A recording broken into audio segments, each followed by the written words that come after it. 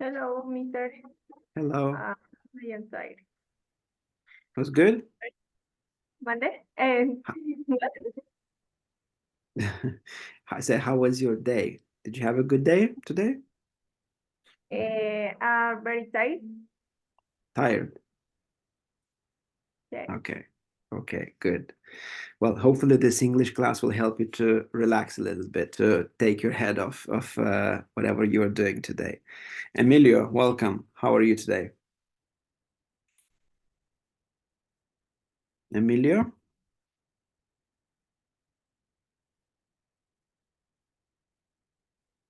Kimberly, how are you today? Good. Good. I'm How was fine. your day? Yes. I'm talking with my sister. Okay, good. Pass our regards to your sister then. Yeah. Good. Angeles, how are you?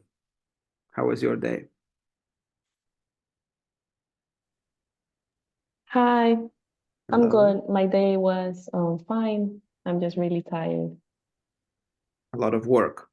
Yes, Good. Well, it's always good to have a productive day, correct? correct. Excellent. Excellent. Yomi, hello. How was your day? Hi, very Hello. good. I live in university. Okay. Okay. Productive day? Did you have a productive day, Yomi?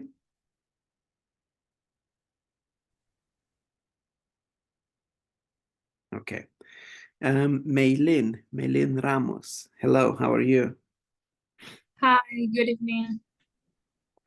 Good evening. How are you? How was your day? It was chaotic. Chaotic. What happened? Yeah, because in the morning I just helped my father do some things, and in the afternoon I go to the bank, deposit some money, and I was like in everywhere. There's an expression, running like a headless chicken. When you're running from one Yes. place to another, that's what you're doing. Okay, but at least I hope it was very, very good and very productive as well. Janela Yeah. Costa, welcome. Good to see you again. How was your day? Hello, teacher. Good afternoon. Welcome. Evening is fine. For work. So. Okay, Mhm. good, good. Guillermo, Hector, Danny, your camera's on, please. And welcome. We have to wait another minute. How was your day, Hector? My thing was pretty nice. A little bit bossy, but everything okay. How were you? Okay. Yeah, it was good. It was good. Very cold. Nice. Very cold today. Really? Well, where I'm currently am, yes. Okay, because here in Ecuador, it's extremely hot. Yes, I know. I did see that it's 40 degrees in Ecuador, and I'm Yeah. here struggling with the +3. Oh, okay. Yes, I'm at the moment That's nice. I came to Europe to visit my family, so yeah, it's a bit of a weather change. But next week I'm coming back to Guayaquil, so I will be enjoying that heat. Hopefully, it will stay there. Not gonna go anywhere, but we'll see about that. But Good. anyway, Thank you. Thank you very much. Brian, welcome. How was your day? Mister, good afternoon. Hello. It was a lot of work at the moment, but it was a quiet day, a nice day, and very hot also. Very, very hot. Okay, good, good. So did the temperature drop these days a bit or no? It's still the same. What's the temperature No, like now? we have at a 30 to 35 degrees. Okay. Okay. Uh, I was checking on the news that in Brazil it was around 60 degrees or something around that. yes, Wow. That's crazy. yes.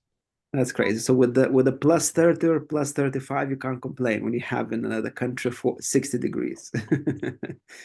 It's very, very hot, but yeah. Okay, very good. Angelica Loja, hello. How was your day? Hello. How was your day?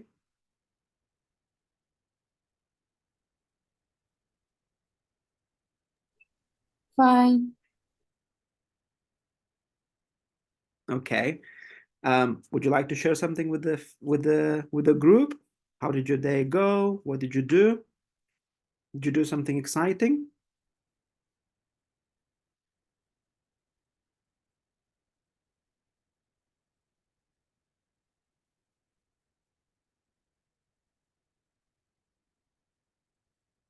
Yes, Angelica?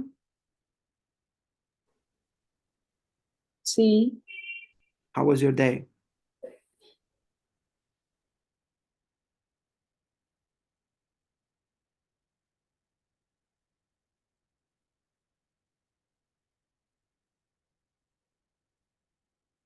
Okay, guys, remember, we spoke about this yesterday, that one word is not the answer, correct? So if I ask you to share something, just say it was very good, it was very hot. If you don't want to share about your specific day, just share generically. Okay, all of this is the opportunity for you to share whatever you want to share with your partners, and at the same time to practice your English. Okay, so don't just say yes, fine, no, yes, and so on. Try to speak up, try to practice. Okay, what we're doing in these classes, we're practicing every single time when you open your microphone and you talk in front of everyone, you're practicing your speaking. Okay, that's important. That's very, very important for the oral exam, as well as for your confidence when you're talking in English. So use this opportunity. As I said, if you don't want to say personal things about your day, that's absolutely fine. Just say that, yes, it was very hot, and whatever you want to share about your day. I'm sure a lot of exciting things happen in everyone's days. Maybe you met your friend, maybe you went out for a coffee with your mother, maybe you, I don't know, got a good grade from the specific subject. Just share what you want to share. Thank you, Andrea. Welcome. Good to have you here. How are you?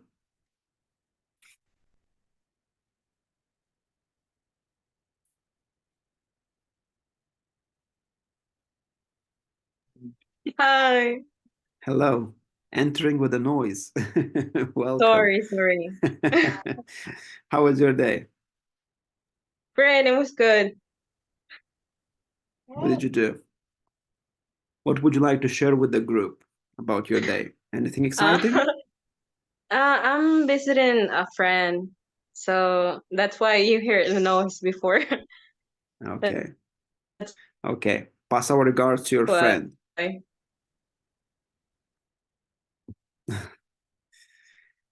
Good. Rafael, welcome. How are you today?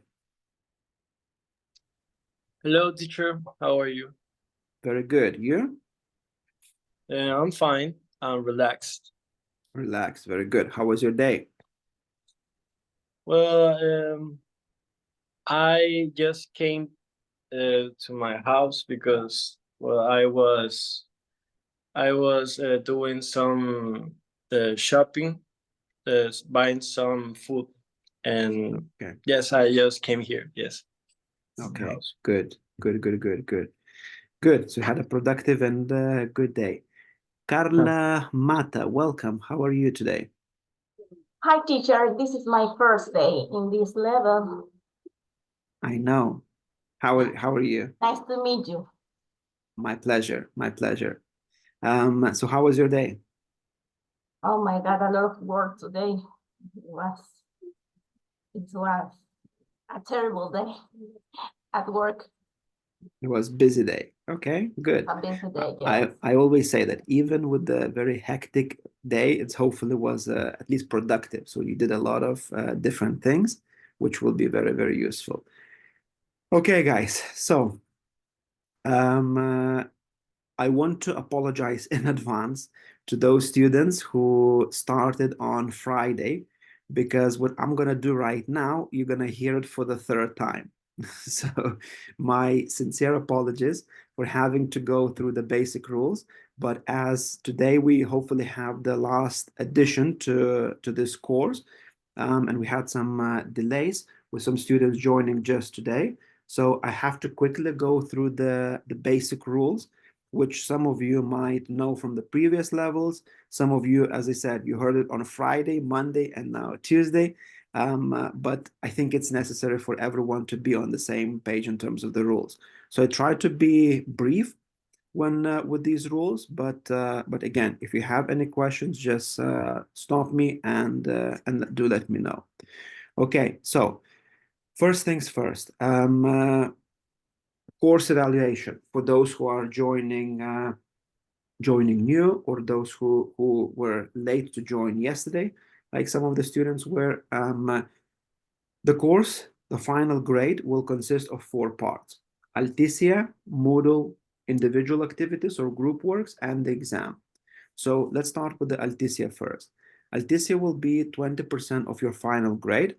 Okay, so meaning out of 10, it's going to be 2 points. You need to do B1.2. Now, recently, during the weekend and yesterday, there were some issues with Alticia. They were updating the system, so it might be the case that you don't see the exact course you need to do, or you might have some difficulties in logging in.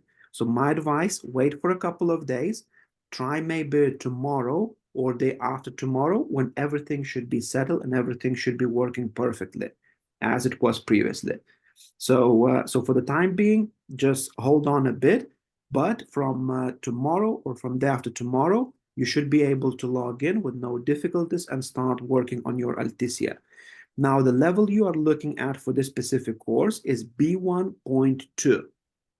Okay, so again, please be very, very careful and make sure that you are on the right level. The level you can find on when you go to your front and main page, you go to your right-hand side and you will see which level it's showing there. So if it is showing anything but B1.2, make sure you change that. You can do that by clicking on the current level, whatever is showing. So it could be A1, it could be B1.1, or it could be anything else. And make sure you change it to B1.2. Very, very important, because at the end, even if you complete the full 100%, but of another level, higher or lower, it doesn't matter, you will still get 0. So you need to make sure that you are on precisely this level. That's the only way how you're going to get these 2 points. So please be aware, B1.2, and the minimum requirement, because it's an express course, the minimum requirement is 50%. No one and nothing stops you from making more. Okay, so you can very easily do 60, 70, 80, or the full 100, and it's going to be actually better for you. But the minimum to get those 20% or to get those 2 points for your final grade is a 50%. So make sure you complete that. That's one. Moodle, another 20% or another 2 points. Again, so these are all of the activities we're going to do here in the class throughout this course. The key thing here to remember is that at the moment, I'm keeping all of the activities unlocked.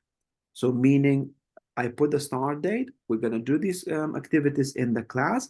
And then, of course, you can, if you miss the class, you can complete those activities later. But just please make sure, again, and I'm talking from my experience from the previous course, where a couple of students failed of this reason, that they were not completing the activities on time on Moodle, and then it was too late. So they lost the valuable 2 points from this. So all the activities we do in the class, you have to complete that. At the end of this, I will tell you, for those who joined today or yesterday and missed the first part, I will tell you what activities you need to do to catch up with the rest of us in the group. Okay, so that's for the platform Moodle. 20%, 100% of the activities must be completed. The writing activities will be the only ones that you will not be allowed to complete if you miss the class. Those activities are graded manually. So if you miss the class, unfortunately, you will be given 0 for that activity, and you will not be allowed to complete that. You need to attend the class in order to complete those specific activities. All of the other activities we do in the class, speaking, listening, pronunciation, and so on, those you can do it later because they will be unlocked and they're graded manually. Third, another 20% will be for the projects, for the group activities and extracurriculum activities. Most of the times, it's going to be a video, it's going to be quizzes, it's going to be maybe writing an email, short essay, or something of that nature. It's going to be individual work, and this work will have specific deadline. So yesterday, the first project was announced. I will come to that in a second, but you will need to send me a video, a short video talking about your favorite movie. Because in the Unit 6A, we covered the cinema, we covered the vocabulary related to the cinema, to the movies, and so on. So I want you to record 1.5 minute video. I'm talking about your favorite movie. Where was it set? Where was it shot? Who are the main actors or characters? What is the plot of the movie? Like briefly describe that. So it's whether your favorite movie or any movie of your choice. The minimum requirement here is 1 minute 30 seconds. And it has to be sent to me by tomorrow, 6 p.m. Now that we have more students, so maybe I will extend the deadline a bit, but I will let you know in a second. So for now, we need to complete that. Send me the video. All of the videos will have to be sent to my email. I will share my email in a second. But all of these activities, you have to be super careful to make sure that you provide them on time. If you miss the deadline for the group projects or for the activities we're sending, I will not be, or I cannot accept those videos or any other activities. So if you don't accept, or you don't send on time, it's going to be 0 from that specific activity. So again, please make sure you do not lose the very valuable points here. And the final one, 40% or 4 points will be for the exam. The final exam will be taken on the last 2 days of the course. So first one, we're going to have the oral exam, again, which will be done by another teacher, just like in the previous units. The teacher chooses the template, how she or he wants to have this oral exam. It can be done 1 by 1, 1-to-1. It can be done in a small groups where the teacher and 2 of the students would be participating, or it could be done in a big group. It's up to the teacher for the decide. But the topics that you will cover with the teacher will be the topics that we talk about in these our activities. So about the cinema, about relationships, or all of the other things we're going to cover in this specific level 6 course. So that's for the oral exam. And then the final day will be the written exam, which will consist of 2 parts, just like in the previous units. Part 1, where you will have vocabulary, reading, and so on. And part 2, where you will have to write 200-word essay on a given topic. Yeah, so that's going to be your written exam. And then all of these combined, you're going to get your final grade from this specific level. Do we have questions about course evaluation?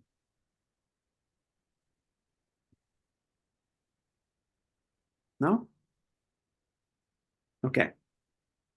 If you do, because there's quite a few of you in the group, so I can't see everyone on my screen. So just please make sure that if you have a question, you switch your microphone on and you ask it.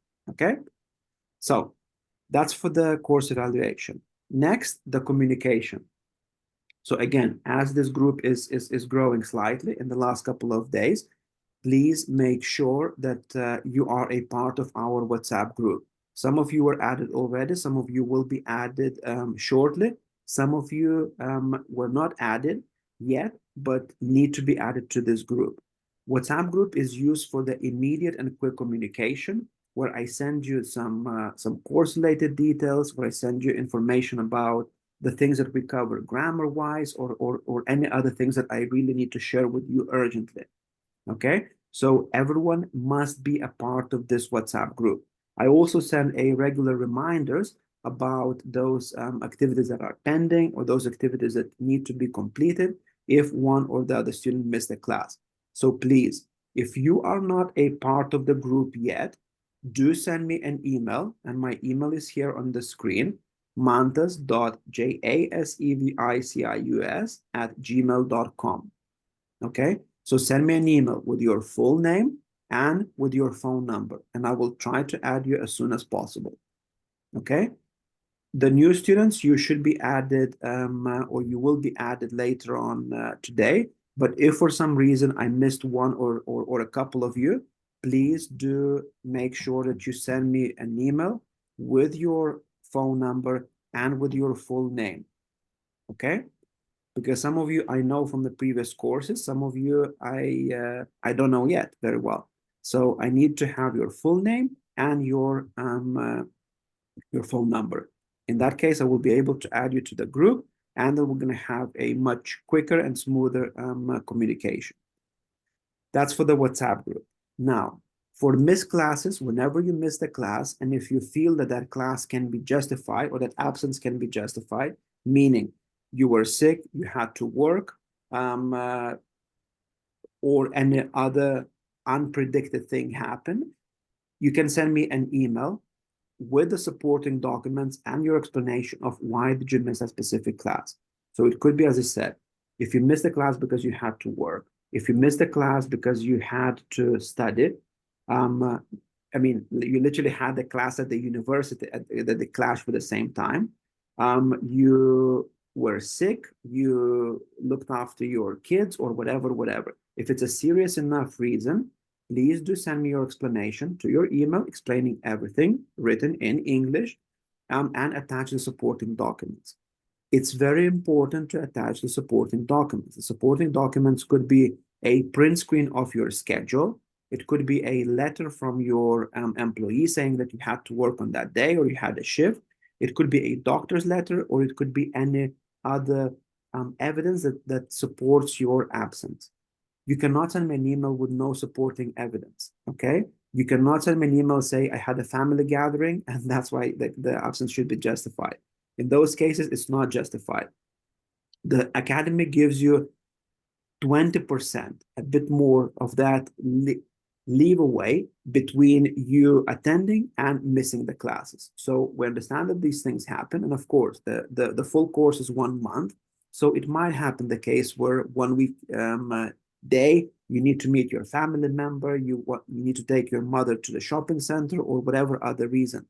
In those cases, as I said, those classes cannot be justified. You will still be allowed to do the activities on Moodle, but you need to be aware and not to miss more than 20 or 25% of the classes, keeping some of them from the emergencies. 70% is the minimum that you need to have in order to qualify for the attendance. If your attendance is lower than that, you will automatically fail the course. Okay? So 70% of all the classes. So all the justifications, send it just to me. This is my email address. Okay? And then last thing, for the students who joined just now or the students who joined later and haven't done it yet, please make sure you send me your cedula from both sides and your photo with a white background. We need this for the checking the identity theft, if you like, where the different students sign up for the course and different students are attending the actual course. So we need to ensure that the students who are enrolled in this course are exactly the same students who are taking this course here, and that there is no discrepancies there. Yes, Maria Antonietta. Your microphone.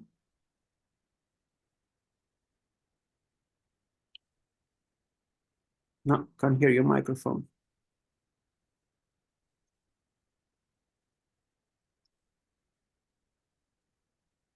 Okay, some people begin the course or the class Monday, Wednesday, or today.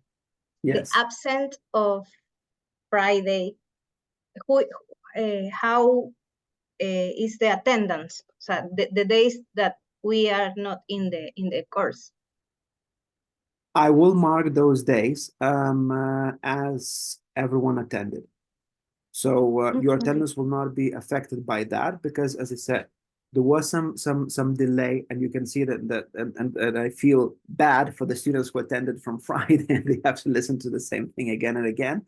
But unfortunately, because of the late enrollment of some of you, it's not your fault, correct? That you enrolled and started the course a bit later. So I don't feel that it's fair to punish you with attendance or for being absent because you joined a bit late. I think you are punished hard enough when you have to catch up with the rest of the group and do these additional activities that we did in the class, and you have to do it right now and to catch up with everyone. So I think it's fair enough. So up to now, up to today, I think that's where we draw the line, and then we're going to start marking the attendance as it is. But for those classes, as I said, I don't feel it's fair, and I will justify for those of you who started yesterday or missed a Friday class, I will justify that attendance on my behalf. Yeah. Now, do we have more questions about any of the communication, evaluation, or anything else? No? Good to go? Okay. Okay. Very good. Now, so what do we need to do for those of you who just joined today or just joined yesterday at the end of the class? Basically, what we did with the rest of the class or with the rest of the group, we finished already the Unit 6A. So you need to log into your Moodle, and all of the activities that are in the Unit 6A, shot on location, you need to complete all of these activities. All of them are unlocked, so you shouldn't have any difficulties. You only have one chance. So with all of my activities, I only give one chance, okay? So make sure that when you log in, there is a timer set, and make sure that you have enough time to complete that activity with the time that you have. So you need to complete all the reading activities, which are 5 here. You need to complete the grammar activities with a passive. You need to complete the pronunciation activities, and you need to complete the vocabulary. Okay, all of this unit has to be completed. Later on, at the end of this class, I will come back for just a quick recap on the grammar for those of you who missed and might not be familiar with the passive. So just to help you out a bit. Unfortunately, we cannot keep on coming back to the same reading or pronunciation or vocabulary activities. So you will have to complete those activities by yourself. Okay? At the end of the class, I will say, as I said, maybe today, maybe tomorrow, at the beginning of the class, I will give some couple of minutes to run through the grammar of the passive that we covered here to help you out a bit for those who missed the classes on Friday, yesterday, and so on. Okay? But all of the other activities, they must be completed. Now we're going to go into the new unit today. So we didn't cover anything from 6B, so you can catch up on that, those who missed it. So do we have the questions about the activities for those, again, who missed the classes on Friday or on Monday? Do you have any questions about the activities we need to complete? No? Okay. No, Good. teacher. Excellent. Thank you. Andrea and Luis, your cameras on, please. Remember, the cameras must be on throughout the class. As I said, sometimes I don't see you all on one screen, but I do check it on a regular basis. And the cameras must be on throughout the class. If you have some issues with the camera, please do send me a message. Because if I call your name and you're not replying, I presume you're not participating in the class. And what's going to happen if you don't participate in the class? I will have to put you in a waiting room, and then it will be your responsibility to send me a message on WhatsApp explaining why and where were you, why were you not replying, and only then I will let you back in the class. So please, let's avoid this because it's not fair. We have quite a big size group here. So we need to make sure that we're not wasting everyone's time. Because if I call Luis 10 times, Luis, I'm taking your name just as an example. If I call Luis 10 times and he's not replying, everyone else is waiting, okay? And that is not fair for all of us to be waiting for one specific person. Again, Luis, I'm nothing personal, I'm just using your name here. So that's for that. Now, I would like us to start the class with looking at this picture here.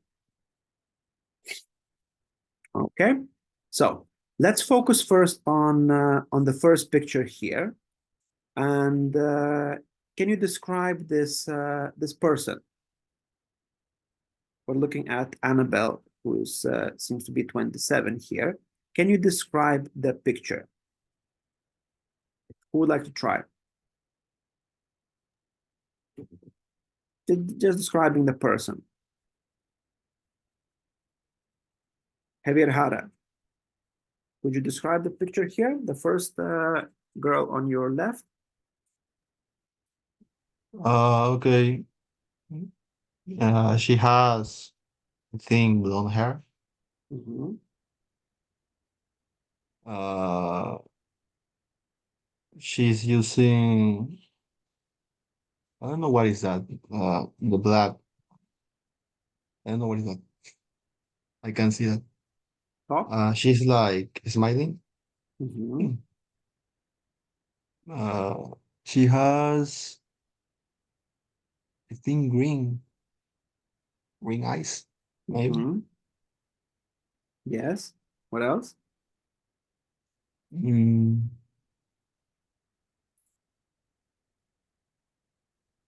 I think maybe she's in the park. Okay. Brian, what else could Um, you add about the picture? Thank you, Jose. Okay, well, it's a girl who has a sweet face, but at the same time, it has the face of the Annabelle doll of the movie. It seems to be a girl without any kind of problem. She only live her life of her child life. Okay. Okay. Yep. Very good. Second picture here, Emilio. The picture here. Can you describe it, please? I see a man, a tall man, because he have a long arms and a long legs. I think he stay in a tropical in the tropical, and I was in the Caribbean. I don't know, because I am see in the back. I don't see the whales and sea, and that's it. Okay. Okay. Anyone else would like to add something about the picture number 2?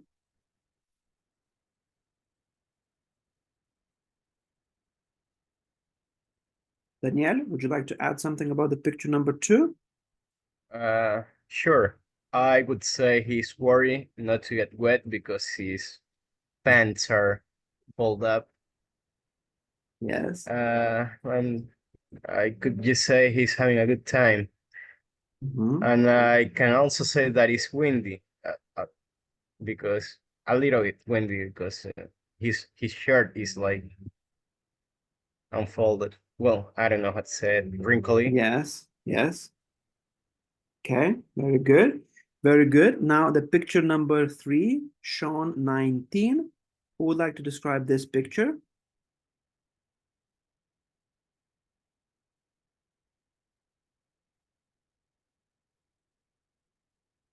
Ingrid, would you like to describe this picture here?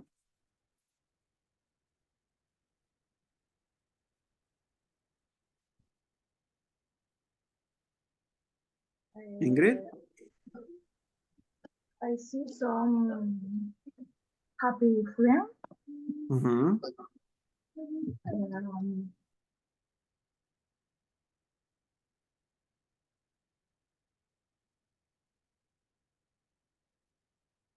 Okay. Maria Antonieta, what would you add about this picture here?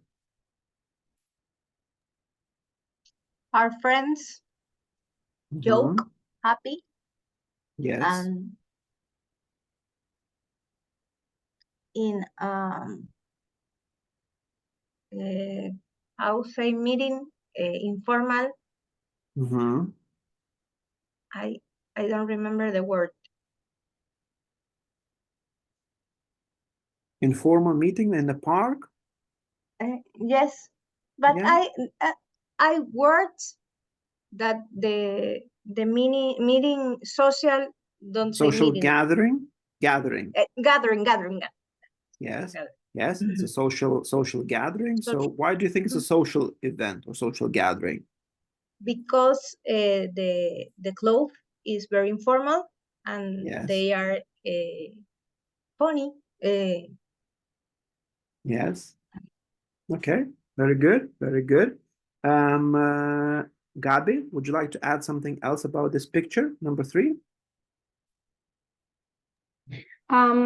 It is a group of friends who Mhm. are having a good time and happy. Mhm. Okay. Okay. Very good. Now, the last picture, number 4, Kimberly.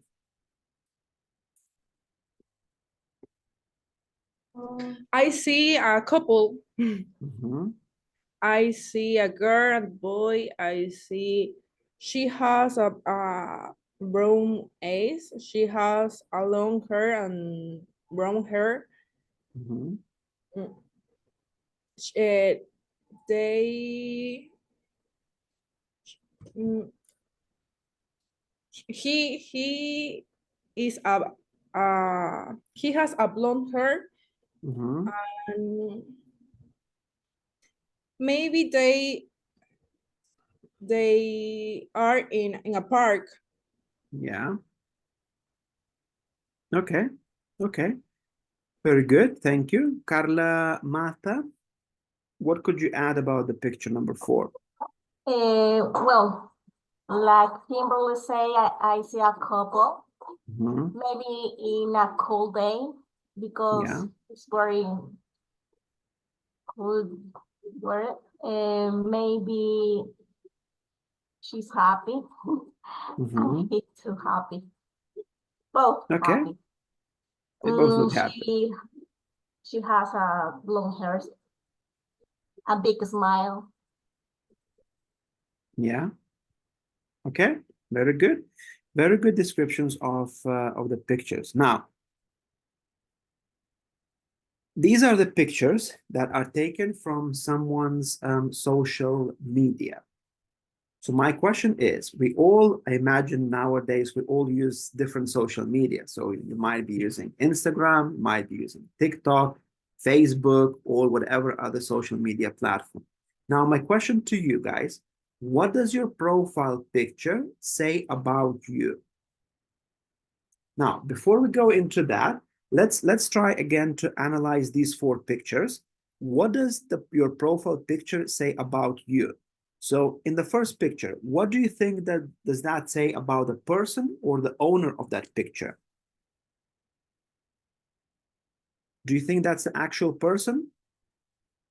Annabelle 27? Maybe it's the Hannibal daughter, maybe. Uh-huh. Okay, okay, good guess.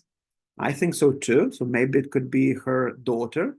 Okay, what does it say about the picture about Martin, who's 39?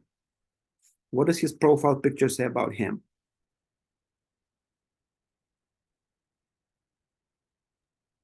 I will say he's an active people, like he likes to travel and go to beach and just Absolutely, absolutely, yes. enjoy.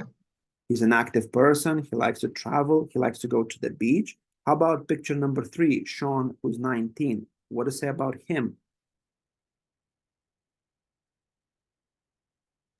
He likes to spend time with his friends, Very good. having fun and very happy. Very good. Outgoing. That's a very good word for you to have. Outgoing is the person who likes to, as Janella very rightly said, who likes to go out with other people, who likes to spend time with other people, to meet his friends. Absolutely. So that's what his profile picture says about him. And the last one, Sarah, 22. What does her profile picture say about her? Well, she likes to share with his partner, to spend some time with his partner, and that she is someone romantic. Okay. Anything else?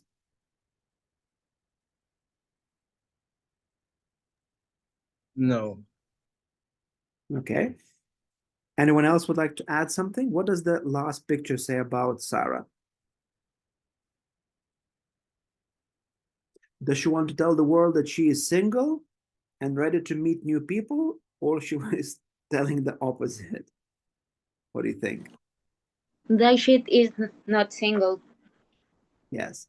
Yeah, so probably by putting her picture with someone hugging her like that, she's trying to say that, look, I'm not engaged, maybe I'm not married because we can't see any rings there. But again, this could be her sending a message saying, look, I'm not single, I am happily in a relationship, or so on. So what I would like to do next, we're going to go into the smaller groups, into the breakout rooms, and I would like you to describe to your partners in the group your profile picture of any social media platform that you have. What does that picture tell about you? Okay, I don't want you to share the pictures. I just want you to describe. So let's say my picture on TikTok is a picture where I'm standing with my whole family, with my wife and my 2 kids. My 2 kids are carrying the football, and my wife is standing next to me. I'm hugging my wife, and so on and so on. What I'm trying to say with this picture is that I'm happily married. My picture on Instagram is my face where I was traveling in China, or whatever that is. Okay, I'm holding the flag, and I want to show with that picture that I'm a traveler, that I am outgoing, that I enjoy traveling and meeting new people. Okay, so I hope that everyone is using the social media platforms, one or the other. If not, just try to describe. If you're not using any profile or any social media platform, just describe any picture of yours that you would put on a social media platform, and how would that tell, or what would it tell about you? Okay, so we're going to go into the smaller groups of 4 students. Everyone needs to describe, and if you have a question about your partners or your classmates' profile picture, you can very easily ask the questions. Okay, so give me 1 second.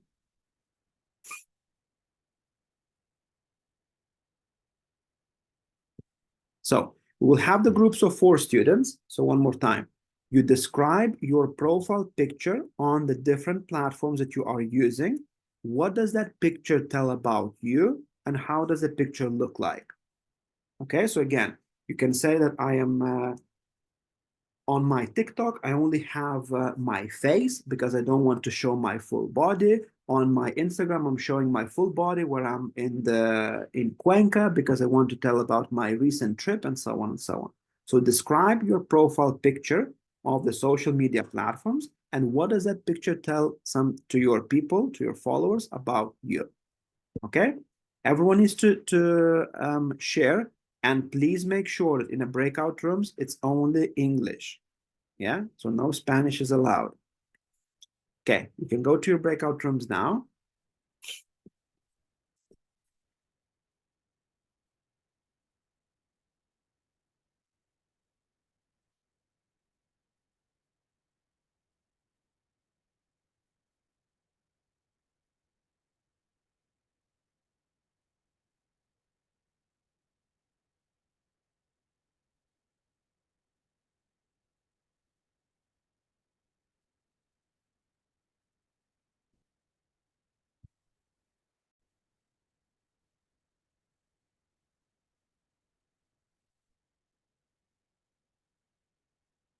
Okay, who wants to start describing their profile picture on any of the social media platforms?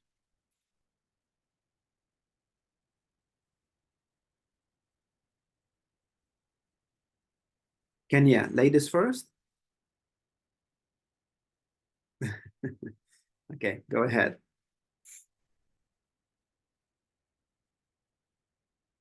Okay.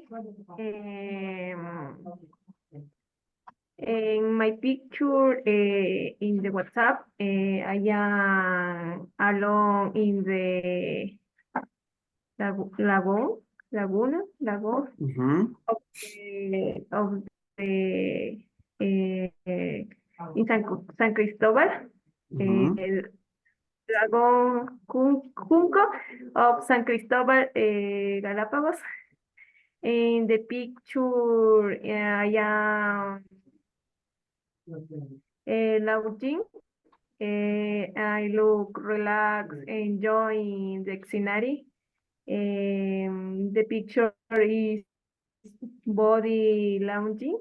The photo or the pictures was taken when I went to work in Galapagos. Okay, very good. So what do you think that picture tells about you and your personality to the people who just view it for the first time?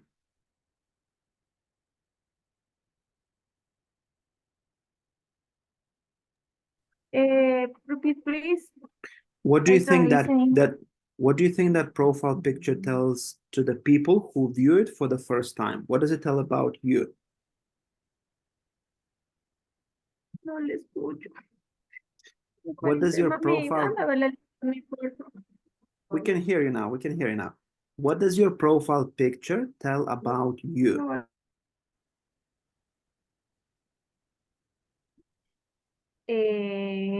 Relaxing. You're relaxed, okay? Would you like to travel And maybe me? as well? Yeah, okay. And my picture is relaxing. I feeling loungy. Very good. Very good. Excellent. I enjoy the place. Thank you. Excellent. Well done, Kenya. Well done. Good job. Emilio, would you like to describe yours?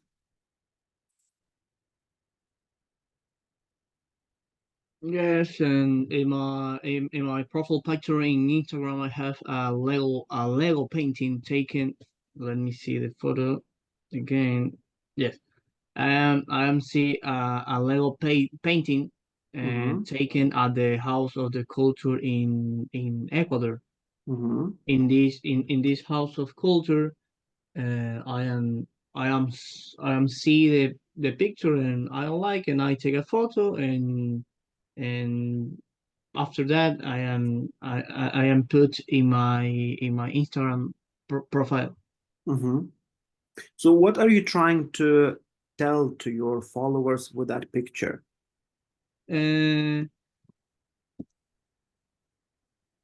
Nothing, because I am done trying to I am no, it's not trying.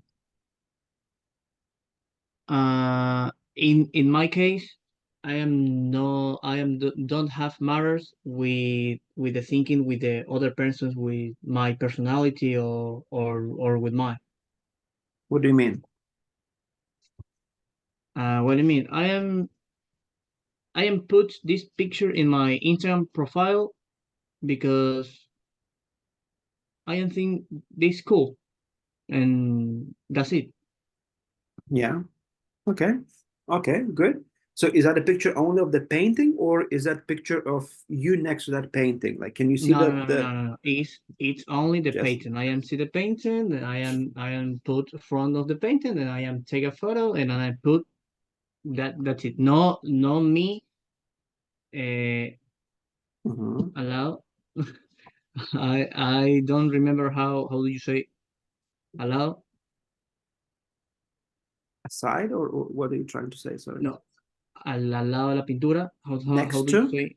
Next to? Next to the picture is only the Okay. paint. So do you think that's also to do that you're trying to protect your privacy, maybe? You don't want the people to, random people to see on Instagram your pictures? No, because in my Instagram profile I have a lot of picture with my not picture, it's photo. Yes, a photo. I have a lot of photo with my and my girlfriend. I am studying law, and I'm studying law, and I am sending a lot of picture because I am making politics in my university, and I am sending a lot of picture, but I don't know my profile picture. I am say, why not put this painting in the my profile? Okay. Okay. Good. Good. Continue, guys. Edward, Jose, please share yours.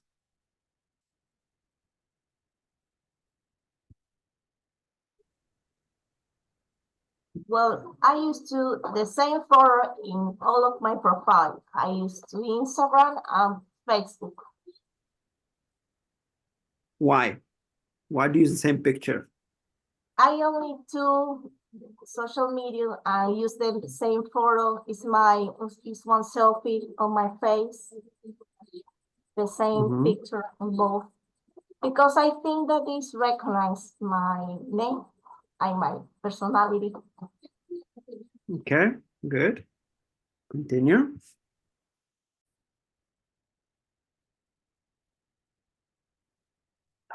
Why so quiet in this breakout room? What happened?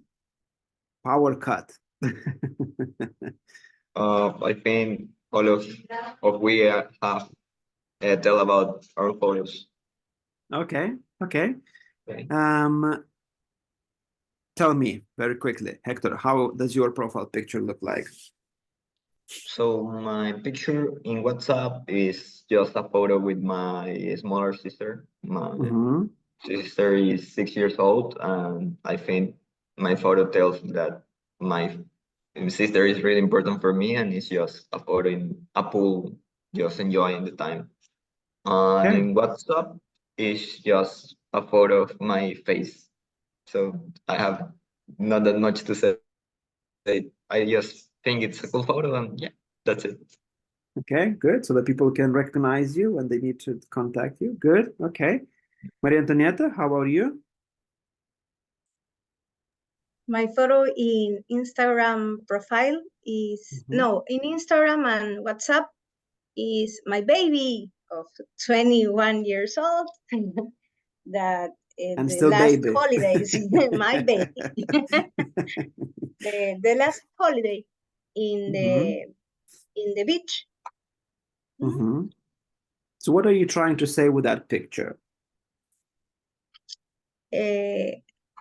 Really, she put the picture, and I don't want to take off, but we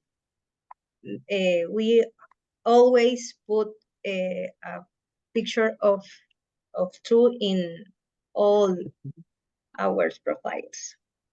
Yeah, very good. Again, so telling that the family is very important, telling that the relationship you have with your daughter is very important, whether intentionally or not. Okay, very good. Yes. Gabi, how about you? On my Facebook, I had a priceless photo with my cat. I want to show my love for cats and animals. My cat is my best friend. I like to share him on social network. She's a black cat who was rescued. She's name is Cheyenne. She is 3 years old and is part for my family. Okay, good, good. Luis, how about you? Yes, I said in Instagram I have a photo when I was in Griffith Observatory in Los Angeles, and in WhatsApp I have a photo with my girlfriend on the beach. So I think my photos can say about me is I like to travel and not single. Okay, good, good. Good. Okay. So now that we have a couple of minutes left while other groups finish, talk about the pictures you would never share as your social media main photo. What kind of pictures you would never share? Yeah. So share with each other. What kind of pictures you would never post on a social media, or you would never put it as your profile picture? So maybe, I don't know, you're drinking or whatever that is, okay? Share with each other.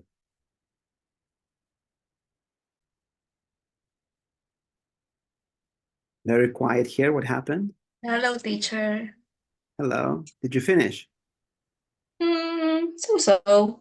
In my profile photo, I have on my Instagram is. I think that smile I only show my face. I am wearing that I have a chain that that my boyfriend give me. So what I express in the photo is a normal day, but it is a normal photo without maybe expression. Okay, okay, good. Anyone else? Did you all finish? Yes. Okay, okay. So now, before the other groups finish, I want you to talk and share between yourselves what type of pictures you would never share as your profile picture. Okay, on a social media, and why?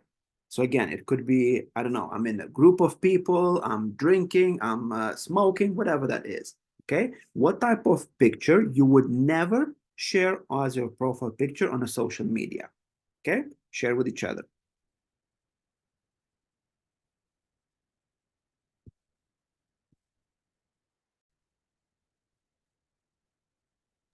Hi, teacher. Hello, Kimberly. Hello, hello, hello, hello. Did you finish sharing? Yes. Okay. Tell me, what kind of pictures do you have, guys?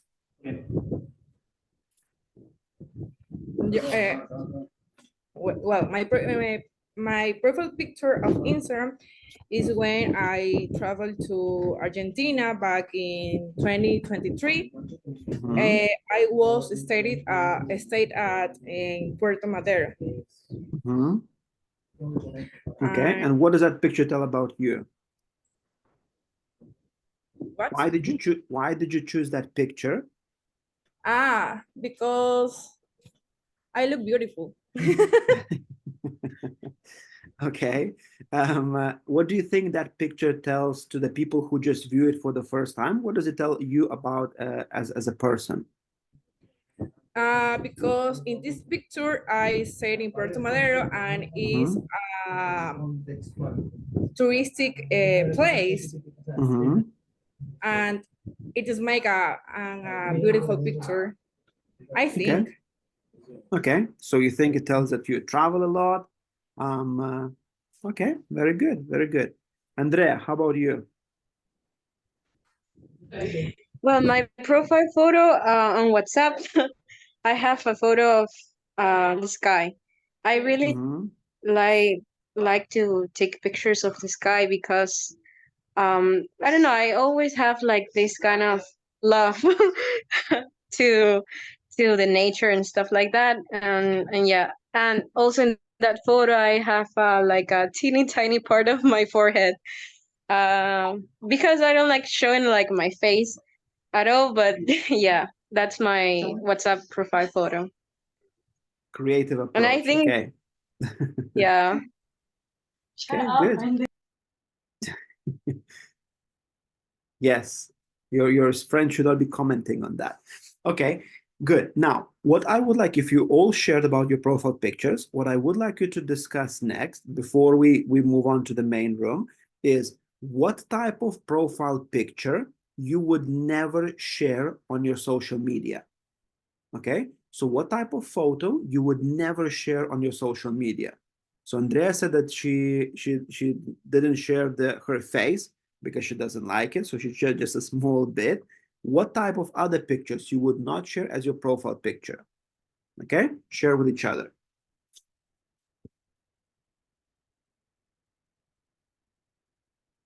Yeah, share. That sounded like Spanish. Hi, Mason. So tell me, what type of profile pictures do you have, guys?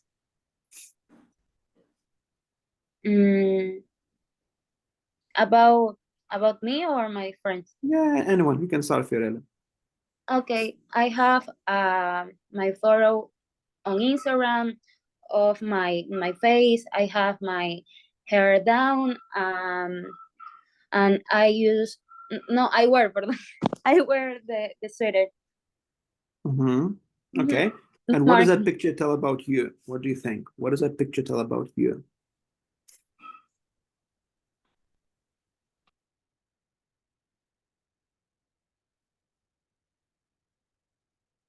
For the person who sees that picture for the first time, what does you think that picture tells about you? What type of person you are, or what? I am my personality. Yeah. I am happy girl. I am okay. I don't know, la verdad. Okay, outgoing, happy, cheerful, and so Cheerful. on. Okay. Exactly. Okay, good. Now, before we come back to the main room, I want you to share also, all of you, what type of picture you would never share as your profile picture. Okay? What type of picture you would never share as your profile picture? So it could be, I don't know, hugging someone, drinking, being a part of the group, or I don't know, a picture of someone famous or whatever. What kind of picture you would not share as your profile picture? Okay, share with the group.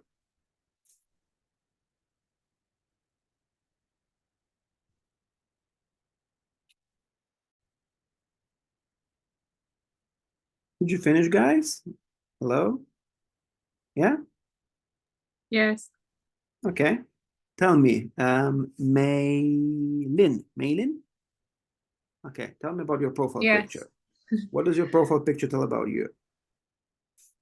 Well, my profile picture in Instagram is a picture of myself in Galapagos because I was walking to Tortuga Bay.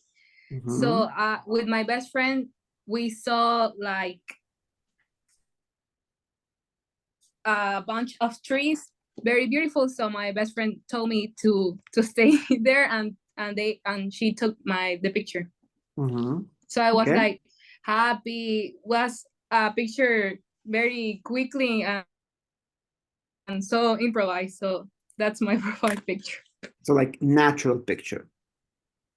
Yes. Okay. Because I was walking and my best friend just told me stay there, and she probably took the photo. Okay, very good. Angeli, how about you? Well, my profile picture is me, is a selfie of me with a white shirt, and I took it on New Year's Eve. So it's like it represents that I am happy in the New Year's Eve. Okay, very good. New year, new beginning. Now, I want you all to share, before we come back to the main room in a minute, I want you to share what type of picture you would never put as your profile picture. Okay, so what type of or what kind of picture you would not put as your profile picture? So it could be, I don't know, I'm with 10 other people, I'm drinking, I'm driving the car, or whatever that is. Okay, so share with each other what type of picture you would not share on the social media. Okay, continue.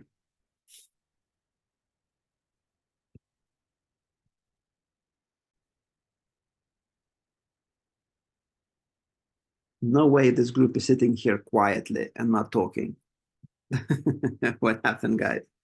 Did you finish? We are already spoke. Okay, yeah. so Yeah. so very quick. Okay, Diego, tell me your profile picture. What kind of picture is that, and what does it tell about you? Okay, in my Instagram and WhatsApp is the same photo. I was the photo with my girlfriend and giving her a kiss on my hat, and we were in the car going, and I remember that, but I driven. Okay, so what does it tell about you? That picture, that photo, what does it tell about you? You think from the person who sees it from the first time, that picture, what do you think? What kind of impression about you that person would get? In my first impression. No, the person who sees your profile picture, what kind of impression he or she would get? Like if I saw your profile picture for the first time, what impression I would get? That you are in a relationship, that you are outgoing, that you like driving, I don't know. Okay, in a relationship. Okay, good. Now, we have 1 more minute before we come back to the main group. I want you to discuss what type of picture you would never put as a profile picture on your social media. Okay, so the picture that you would not put as your profile picture. So again, maybe it could be someone that you are with a group of friends, drinking or playing football or whatever that is. Okay, so discuss and share with each other what type of picture you would not put as your social media and why. Yeah, continue. Okay.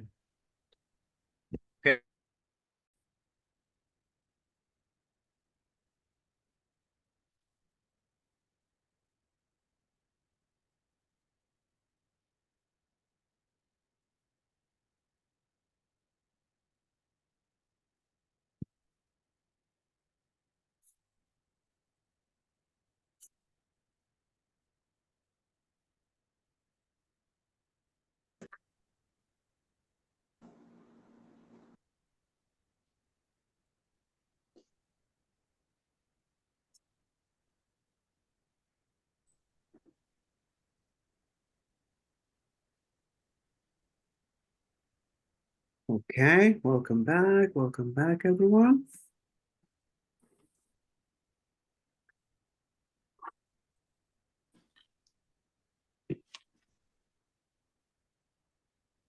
Let's wait for the rest to join. So Nicole, what kind of picture you would not share on the social media? I follow what not share on social networks is the photo with my partner. With your what? With your partner? Partner. Why not?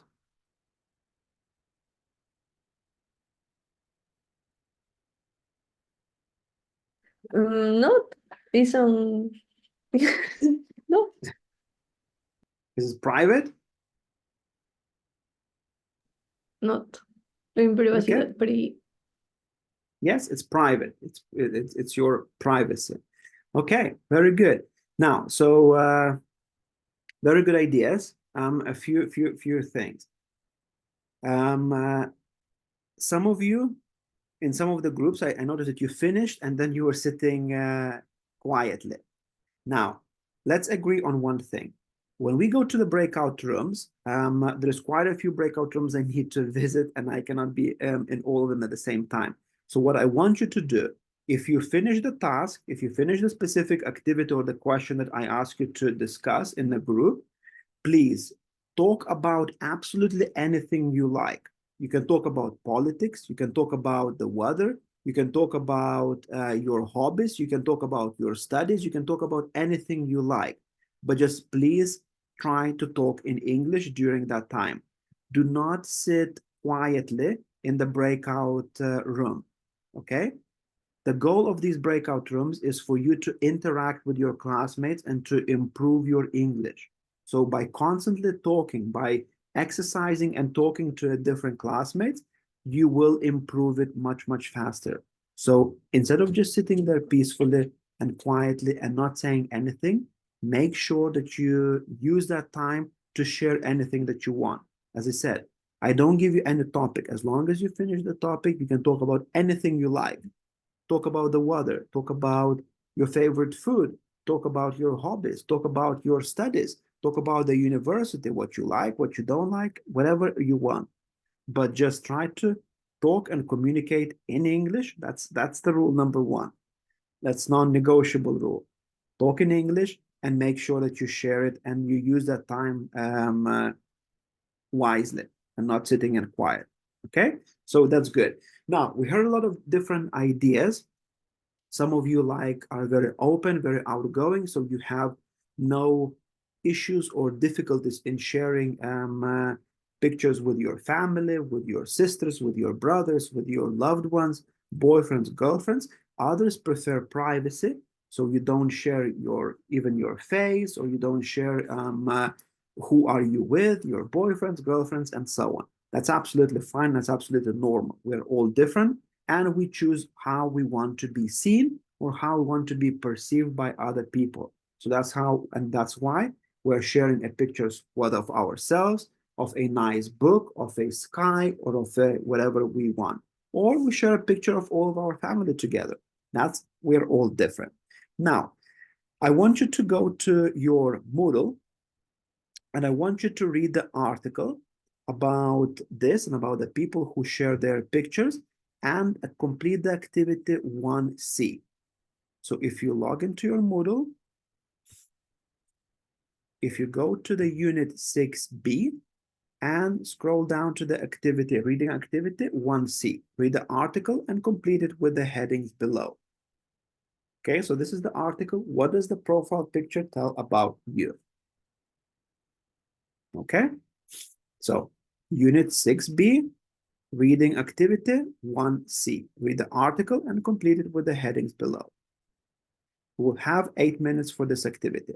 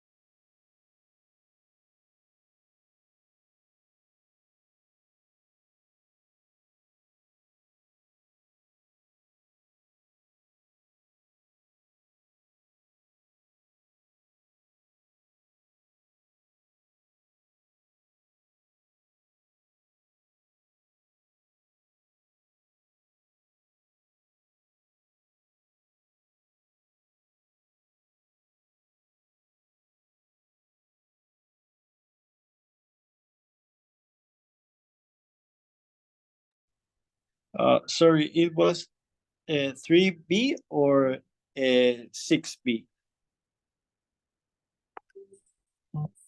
It's a 6B, unit 6B, the very first activity. Activity 1C, yeah? Okay.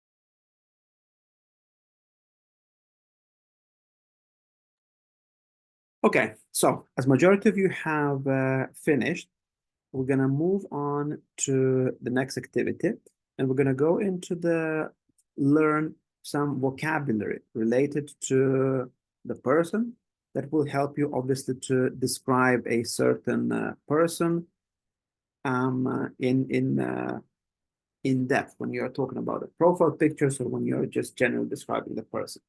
So first of all, let's look at the parts of the body. Okay. Now, I want you to, can you see my screen? Yeah. Okay. So parts of the body, activity 1A. Let's look at the pictures from 1 to 20, and these are the parts of the body, and let's try to match them too. Okay. So let's start first of all with reading the parts of the body.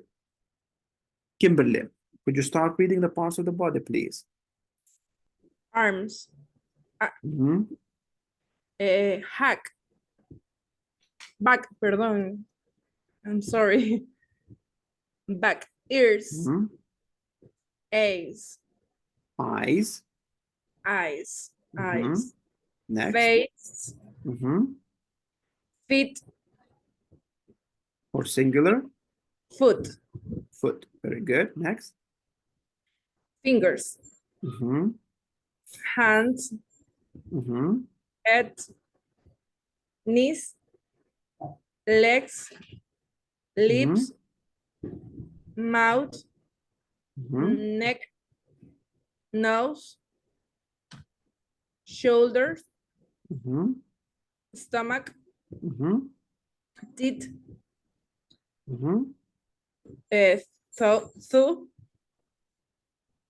Tooth. Tooth. So teeth or singular tooth. Tooth. Okay. Toes. Toes. Toes. Y tongue. Tongue. Very good. So let's look at the pictures and let's try to match these parts of the body to the specific picture. So the first one has been done for us already. Okay, the first one is number 1, mouth. How about number 2? What's that? What do you think? Head. Sorry? Head. Very good. Well done. Number 3? Fingers. No. Feet. Feet. Okay. Yes, feet or foot.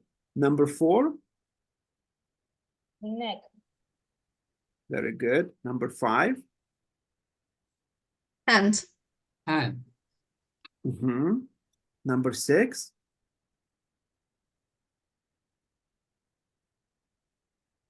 Arms.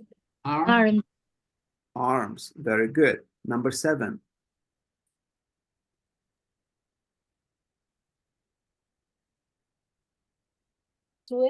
Feet. Feet. 7 is feet. Feet. Very good. Number 8? Back. Back. Very good. Number 9? Face. Face. Excellent. 10? Stomach. Stomach. Very good. Stomach. If you don't see the muscles, then it becomes a belly. Okay. Okay, good. Number 11. Hitch. So number 11? Hitch. Yes. 12?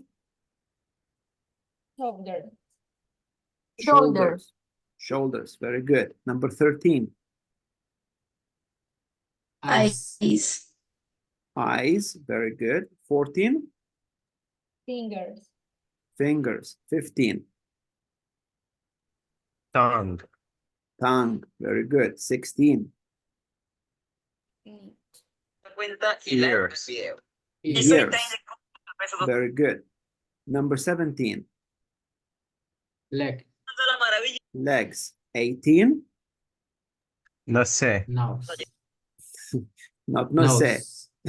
Yes. Nose. Yeah. Number 19. Knees. Knees. And number 20. Lips. Very good. Lips. Very good. So remember these because again, these might be very useful when you're describing a special features of a person or a special features of yourself. Okay, so in that picture, I'm wearing a red lipstick on my lips. Okay, if you're describing how you look on a certain picture. In that picture, I have my arms up to show that I won a certain competition. In that picture, you can see my legs that are very short because they are covered with a sand or whatever that is. Okay, so these are very, very good to include in your vocabulary. Most of them, they are quite basic, but some of them you might not be familiar, like back, shoulders, stomach, teeth, toes, tongue, Knees. and so on. Knees, yes, as well. Please try to incorporate those in your vocabulary and to use them whenever you're describing a certain person. Now, let's have a look at these words here. Verbs related to the body, okay? So, bite. What does it mean, bite? The activity 2A. How would you describe bite? Bite as a verb.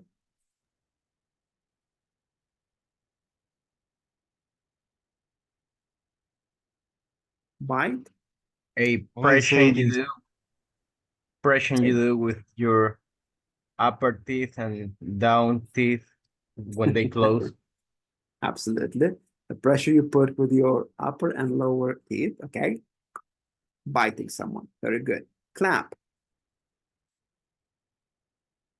Clap. What is a clap? To clap. It's to make noise with your hands. Very good. To make a noise with your hands. To kick. To kick.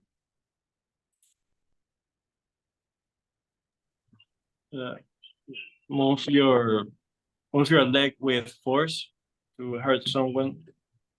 Yeah, to hurt or to push something. Okay, so you can kick the ball, you can kick a person, correct?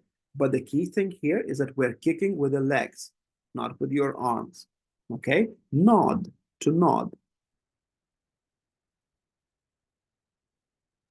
When I'm moving the head in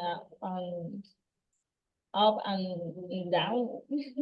Yes, and you're moving your head up and down. To point, to point.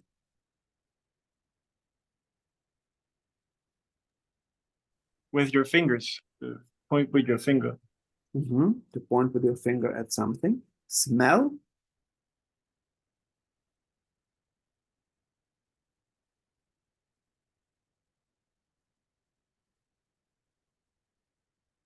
Smell, how would you describe smell? Use your mouth to taste something. That's to taste. And to smell? What part of your body you use for the smelling?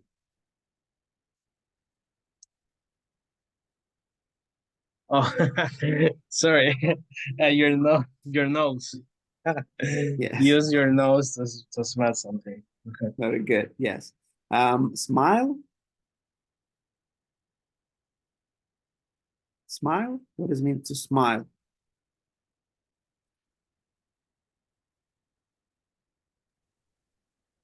Use your mouth and your teeth to express some emotion. Yes. Use your lips as well, and so on. To stare. To stare.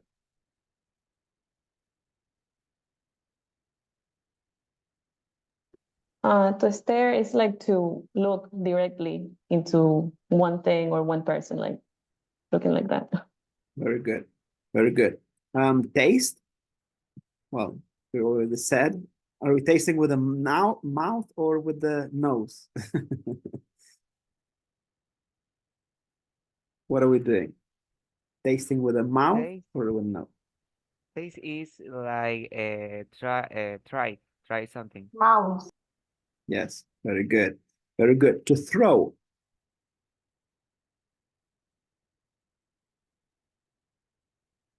Are we throwing with our arms or legs? Arms. Very good. So we're kicking with our legs, we're throwing with our arms. To touch,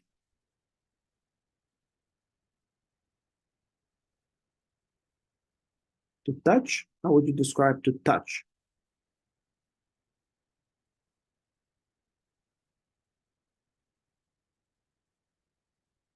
To touch, to have a physical contact.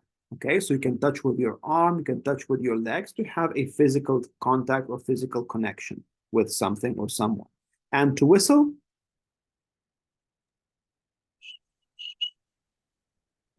and in English, Danielle?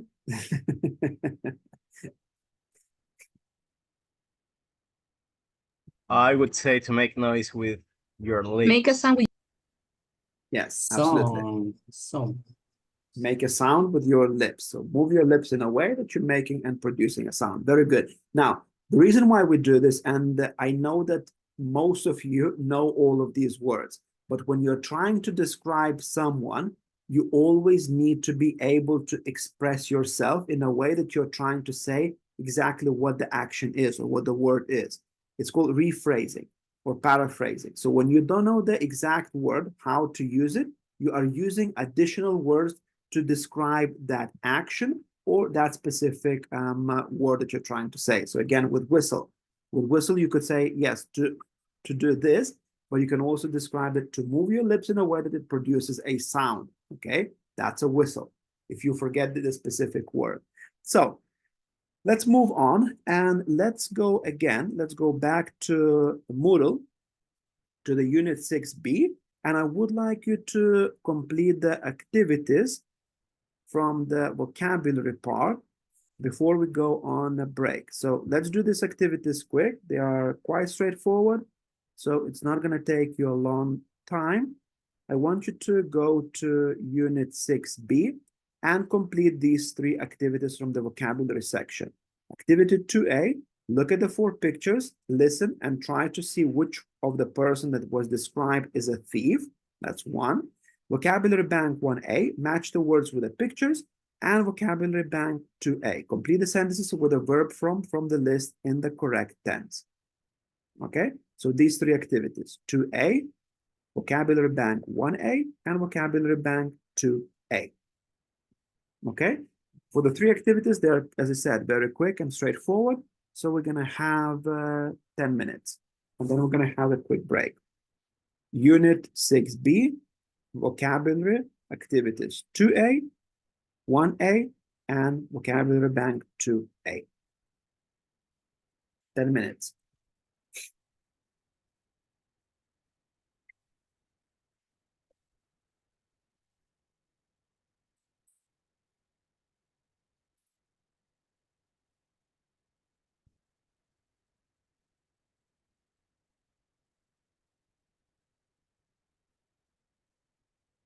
Maria Antonietta, when did you finish these activities? Danielle, Luis? I think that yesterday we made these activities and I put, I make. Correct. Did you finish all 3? Wait. I finished vocabulary.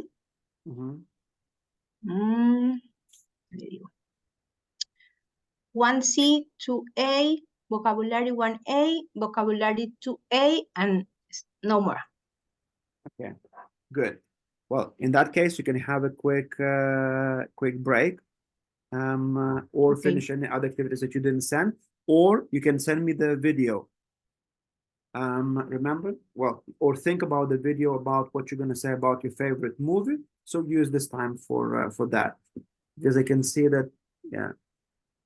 Kenya, the time limit? 1 minute and a half. 1 minute and a half. And for tomorrow, for today? For tomorrow, okay. I'll probably have to extend because some students just joined today, so I'll probably do it for Friday.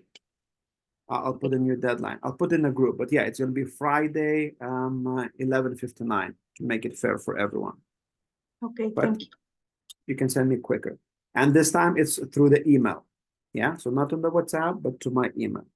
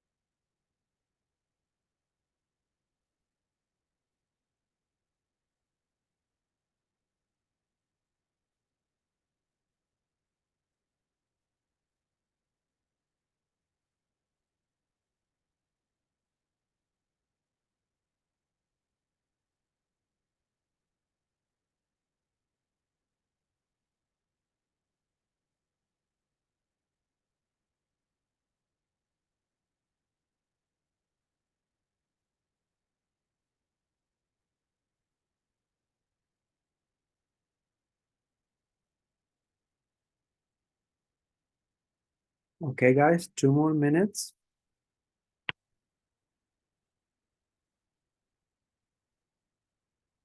For those of you who finished all the 3 activities, so vocabulary 2A, vocabulary bank 1A and 2A, you can go and have a quick break, and we regather at 7:55. 7:08. Yes, 7:55. Okay, those who do not finish, please continue work on it. Activities 2A, vocabulary bank 1A, and vocabulary bank 2A. Those who finish the 3 activities, I'll see you at 7:55, sorry.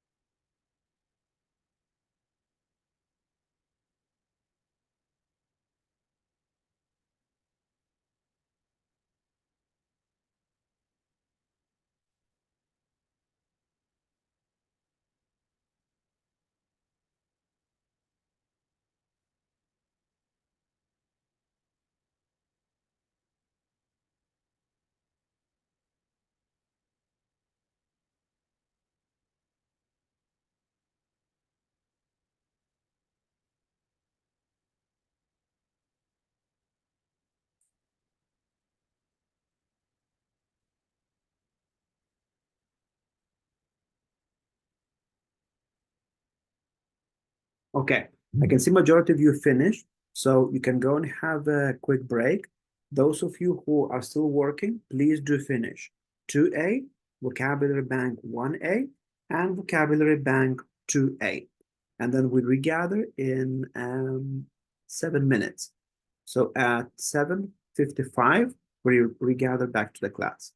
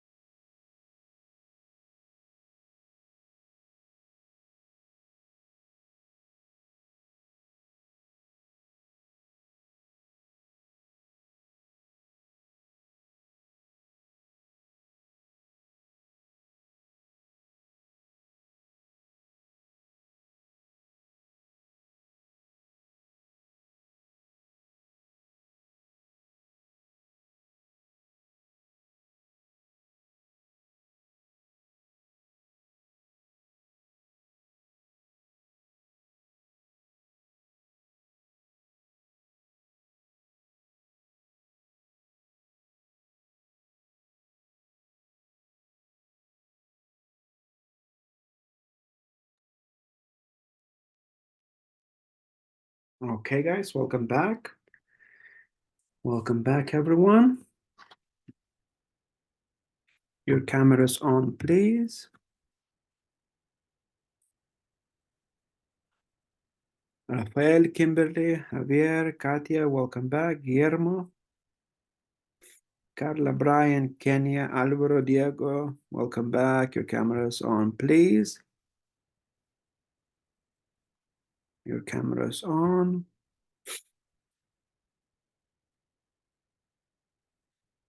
Naleli, Diego, Guillermo, Rafael, Kimberly, Javier, your cameras.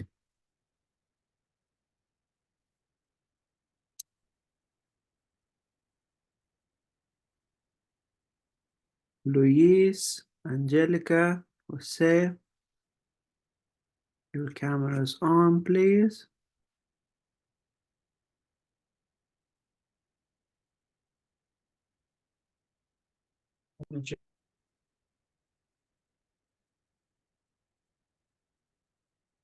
Hello, who is called Del?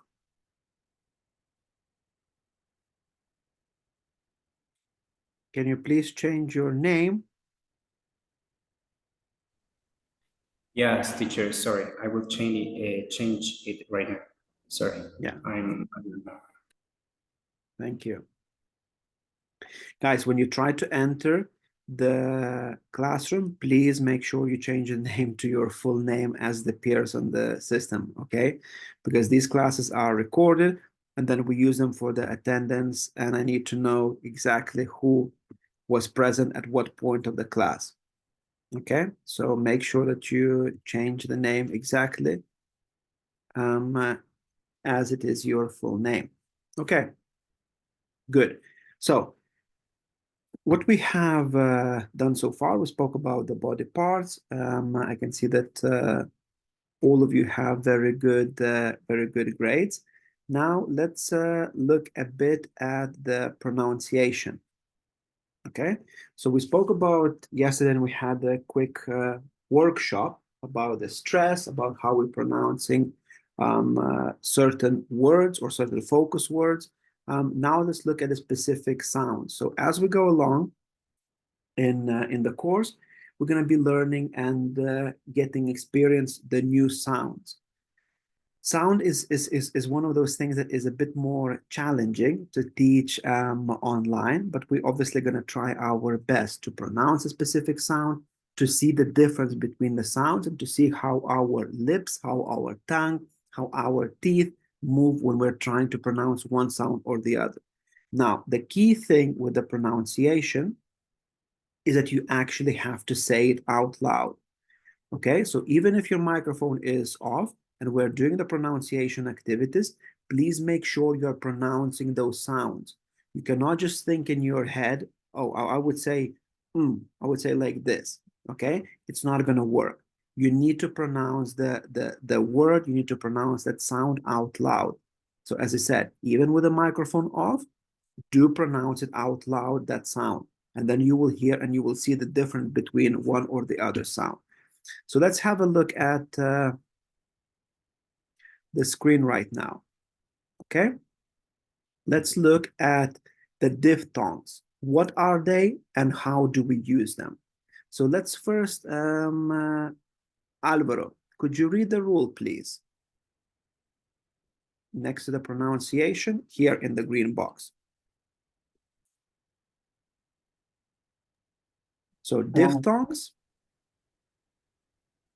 The rules was okay. Diphthongs a combination of two short vowel sounds. Example, the I sound, I sound and the E sound say together make the longer sound. So the short sound, so what the diphthong is, when we combine two short vowel sounds, okay? So the sound, the first sound, I, that's a short sound, okay? We're gonna talk about, and we spoke about in the previous units, in the level 5, we spoke about the long vowel sounds. Now we're talking about short vowel sounds. So in this case, we're combining the short vowel sound I, I, I, I, I, I, and the short vowel sound eh, eh, eh, eh, eh, eh. When we combine the two short vowel sounds, we get a longer sound. Uh. Okay, so that's what the diphthong is. The diphthong is when we combine the two short vowel sounds to make a longer sound. So let's have a look at the first 6 sounds here. Number 1, what kind of sound do you think that is?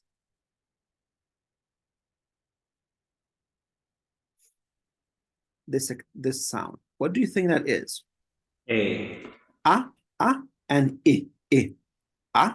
And I. What sound do we? I. Very good. Yes. So the sound we're getting when we're combining the vowels short sound, and I is I. Bike, Ike, bike, bike. Now the next one, short vowel sound and I. What do we have when we combine the two? A train. Train. Yeah. Yes, that's the word, but the sound is A. A. Again, you can feel how this sound becomes longer. So 2 combinations of the short vowel sounds and I becomes A. Train. Next. Phone. Oh. Very good. Phone. Oh. Again, and u.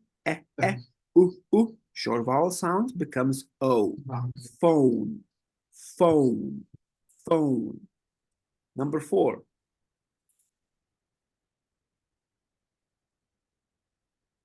The short vowels and U becomes O.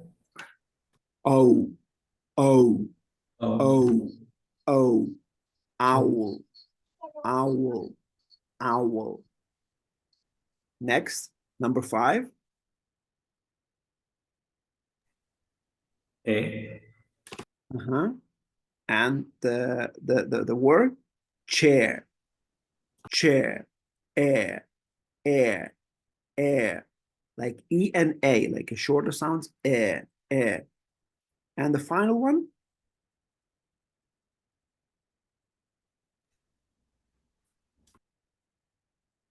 The final one, number 6.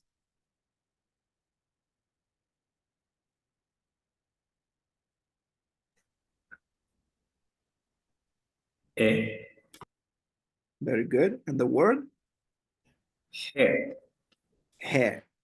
Hair. Very good. Now, let's have a look and let's try to put the words, the actual words, into practice and to see how these sounds sound like when we have them in the words. So let's look at the activity B. Okay, you have the list of the words. Let's try to match them with a specific sound that we hear. So, who would like to do number 1? Bite. Which sound do you hear? 1, 2, 3, 4, or 5? 5 or 6? Bite. Bite. First one. Good. First. Good. Number 2. Beard. Number 6. Number 5. Number 5. Yes. Air. Like chair, air, beard. You hear the silent I. Eyes. Number 1. Very good. Face. Number 2. Yes. Hair. Number 5. Number 5. Mouth. Number 4. Nose. Number 3. Number 3. Shoulders. shoulders. Number 3. 4. Smile. Smile. Number 1. Number one. Stare. Number 1. Stare. Number Number 5. Number five. Taste. Taste. Number 2. Number two. 2. Throw. Throw. Throw. Oh.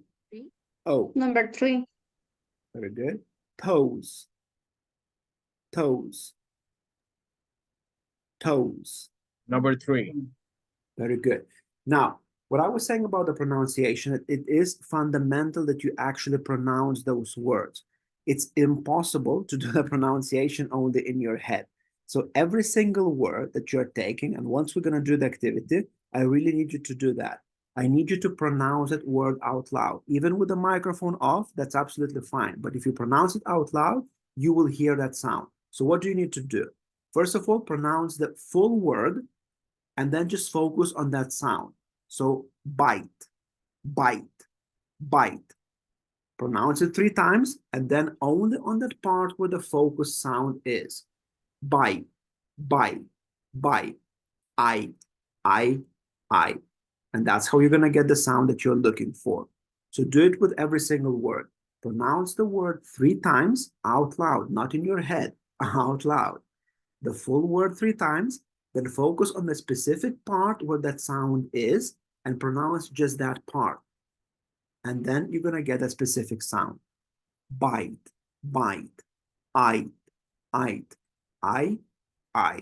Here you go. That's how you have number 1. Eyes, eyes. Again, full word first, 3 times, then focus on that specific part where the sound is, and then focus on that specific sound alone. Let's try to put this into practice. Go to your Moodle, and I would like you to look at the activity, 2 activities. Pronunciation activity, sorry.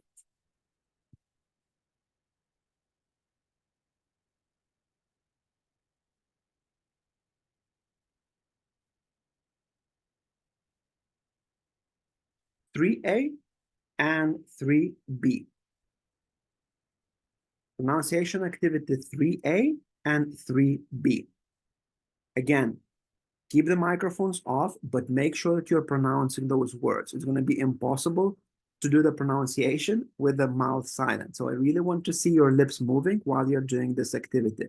Pronounce the word 3 times, full word, and then focus on that specific part where that sound is. Pronounce that part 3 times again. Eyes, eyes, I. And that's how you're going to get the sound that you're looking for.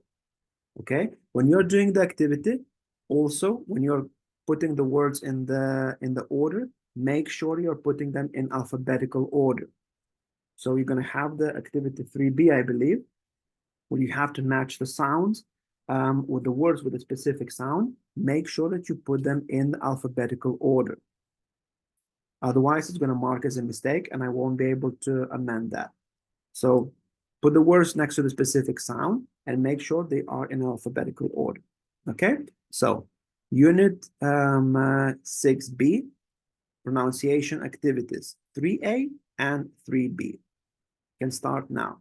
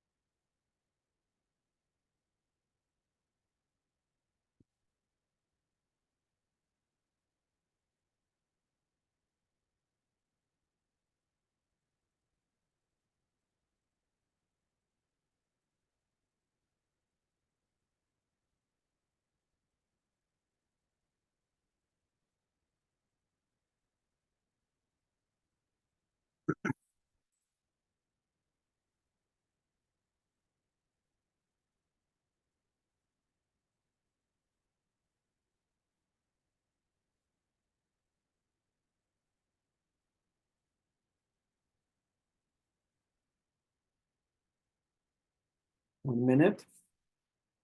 We move on. Teacher, Yes.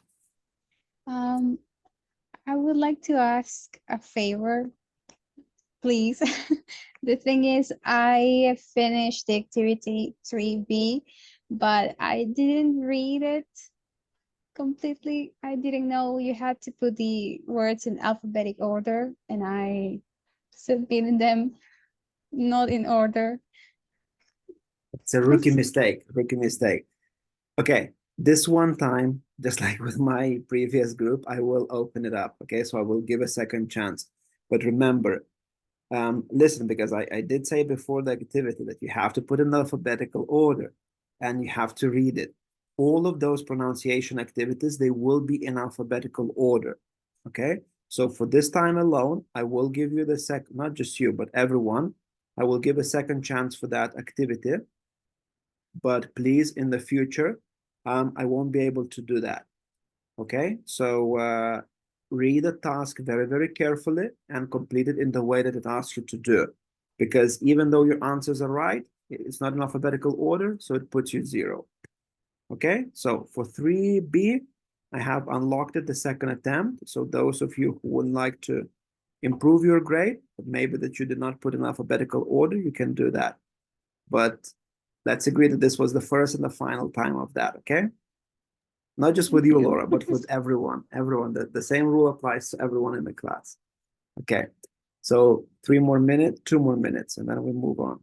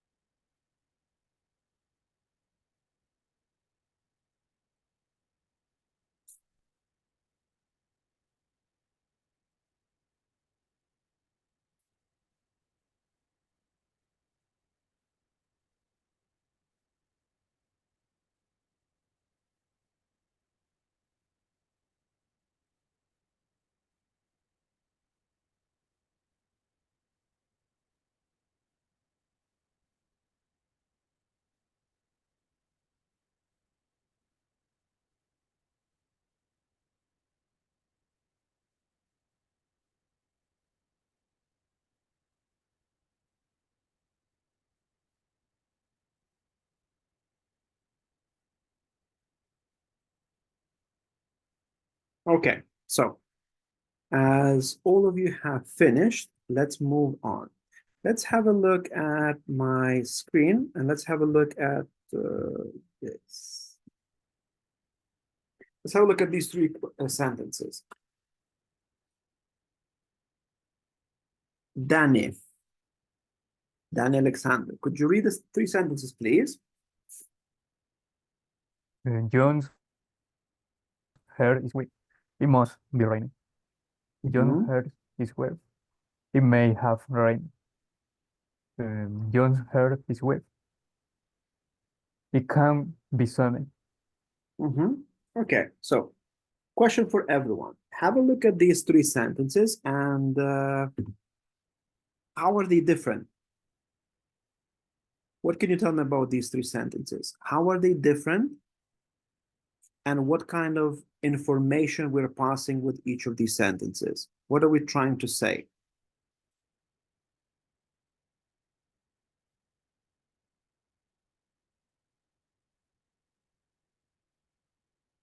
Can you see any differences between the 3 sentences?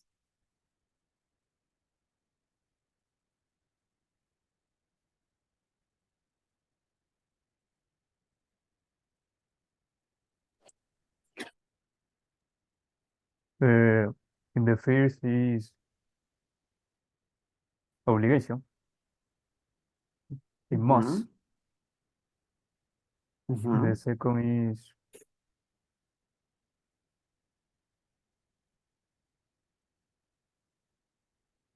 Yeah.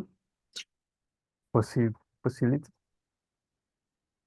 Obligation of what? Sorry, the first sentence. John's hair is wet. It must be raining. Are we certain that it rained? Are we 100% sure that it rained or no?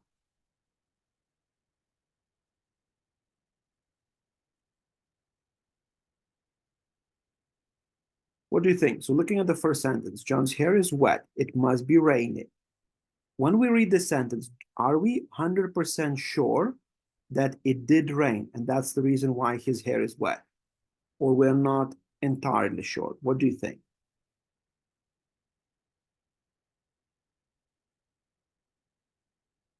Alvaro, what do you think?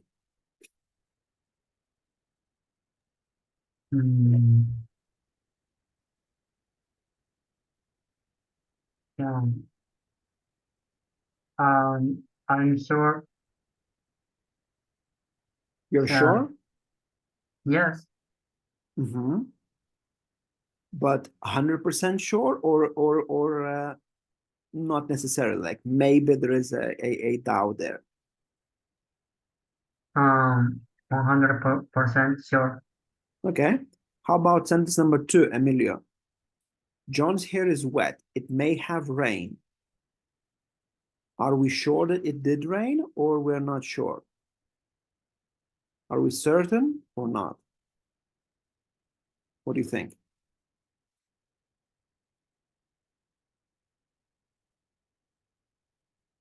Emilio?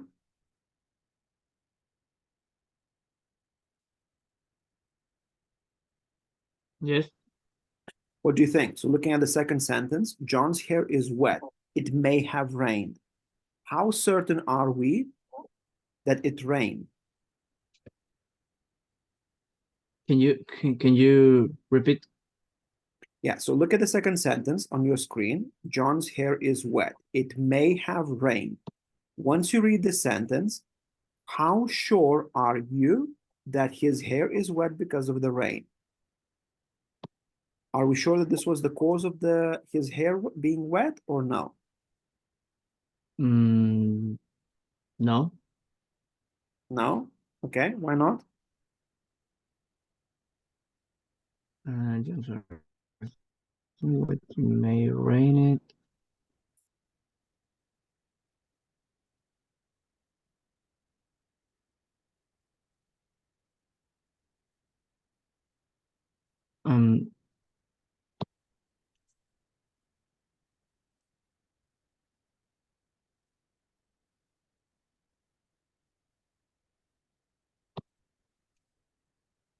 No? I don't know. Okay. Okay, you're not sure. Okay. How about the third one? John's hair is wet. It can't be sunny.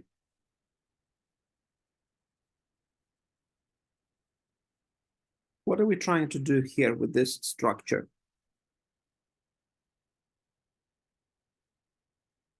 John's hair is wet. It can't be sunny.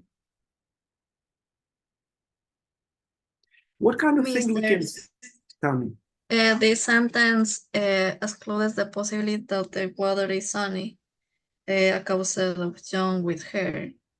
Hair is jet. Okay, okay, we're getting somewhere. We're getting somewhere.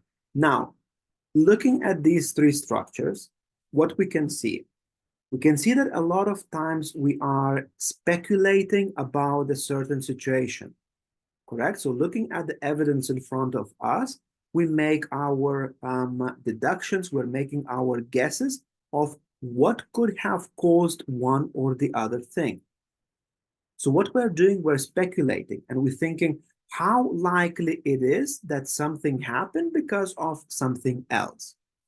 So what we are doing in this particular case, we're doing exactly the same. So we have these three scenarios. John's hair is wet, it must be raining. John's hair is wet, it may have rained, and John's hair is wet, it can't be sunny. What we're doing in these three sentences, we are using the modals of deduction. Okay, so now let's first of all find out what is a modal of deduction, what are those modals of deduction, and how do we use them. So, Kenya, could you read the first line, please, at the top? When do we use the modals of deduction? Here. Use the model of deduction to speculate about the situation, or they make the deduction about the situation. Very good. So as we said, a lot of times when we see something happening in front of us, we're speculating. So depending on our certainty, how sure or how unsure about certain things that are in front of us we are going to use these modals of deduction. So what are these modals of deduction? These modals of deductions are must, might or might not, may or may not, could, can't, and couldn't. Must, might, and might not, may and may not, could, can't, and couldn't. So these are the modals of deduction that we're going to use when we're trying to speculate about the situation that is happening, or we're making a deduction about the situation that is happening around us. So first of all, let's focus on must. When we are certain about something, and we are sure that this is the cause of something, we can use the modal must. The example, you must have heard of the Avengers movie. What does that mean? I am 100% sure, through my guessing and my speculation, that everyone has heard of that movie. So I'm using the modal of deduction must when I am 100% sure about something happening. Now, the opposite of that, when I am 100% sure that something could not have happened, I'm going to use can't and couldn't. So think like that. If I am 100% sure that something happened, that's on one side of the timeline. I'm sure, I'm saying, and using the modal must. You must have heard of the Avengers movie. When I am on the opposite side, when I'm sure that something did not happen, I'm going to use the modal can't and couldn't. The example is here as well. You can't have been working here longer than me. What I'm trying to say with this sentence, you can't have been working here longer than me. Daniel. What is the meaning of the sentence? You can't have been working here longer than me. That I am sure that you have been working a lot longer than me. Yes. So I'm sure that, in other words, that you work shorter time than me. You could not have worked longer than me. Okay? So that is the opposite of the must. You couldn't have taken my homework. What I'm trying to say, I'm trying to say that I'm 100% sure that something did not happen. I'm sure you did not take it. Okay? 100% certainty.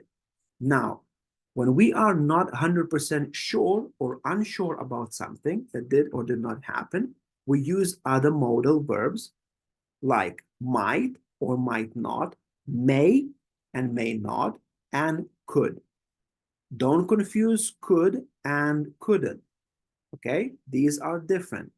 Could we use when we are speculating. It might be the case or it might not be the case. We're not 100% sure. We are, think like that. We're somewhere 50%. It could have been the case or it could not have been the case. It could go either way. So in those cases, we use might, may, could, as well as might not and may not. The examples. Fiorella, could you read the examples here, please? The 3 sentences?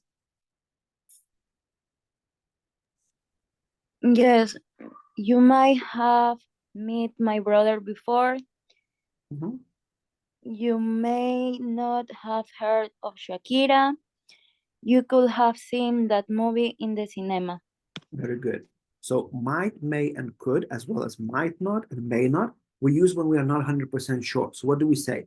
you might have met my brother before. What I'm trying to say with using these modals of deduction is that I'm not certain. Maybe you did meet my brother, maybe you did not. I'm not sure. I'm somewhere like 50% of certainty that you have met him before, but I'm not sure. That is why I'm using might in this case, because I'm not sure. The same with may. You may not have heard of Shakira. I'm not 100% sure if you know Shakira or if you don't know Shakira. I'm somewhere 50%. In that case, again, I'm using the modal deduction and I'm using the modal may. You may not have heard of Shakira. The same with the final sentence. You could have seen that movie in the cinema. I am not 100% sure that you did see it, but I'm not 100% sure that you did not see that movie. So that's why I'm using could. So think like that. On each side, we have 100%. We use must when we're sure that something happened. We used can't and couldn't when we're sure something did not happen. And we use might, may, and could when we are somewhere in the middle, when we are not sure or we are not 100% sure.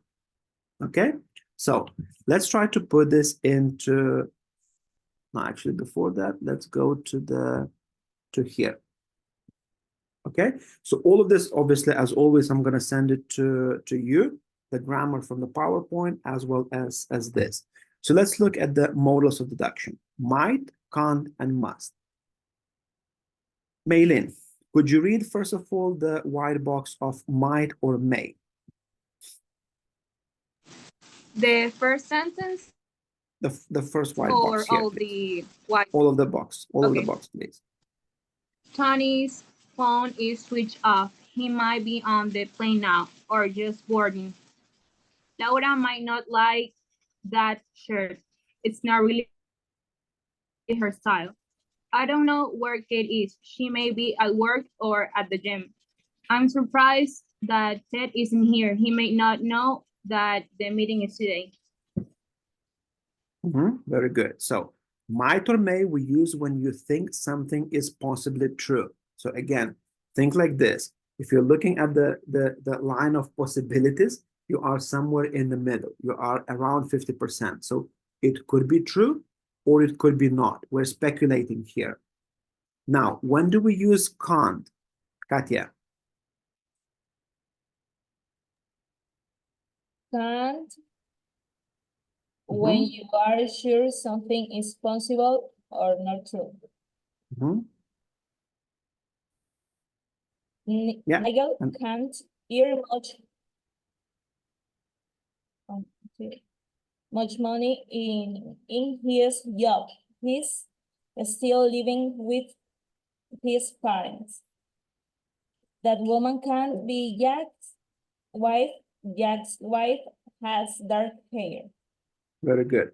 So when we know that something is not true or something that did not happen, we're going to use can't or couldn't. Now, must. Rafael, when do we use must? Yes. Yes. Must, when you are sure something is true. The neighbor must be out. There are not any lights in the house. Your sister must have a lot of money if she drives a Porsche. Very good. So remember, the modals of deduction we use when we are speculating about a situation. So when you see certain things happening in front of you, you're making a speculation or you're making your own assessment or decision. Is it true? Is it not true? Or is it likely to be true or not?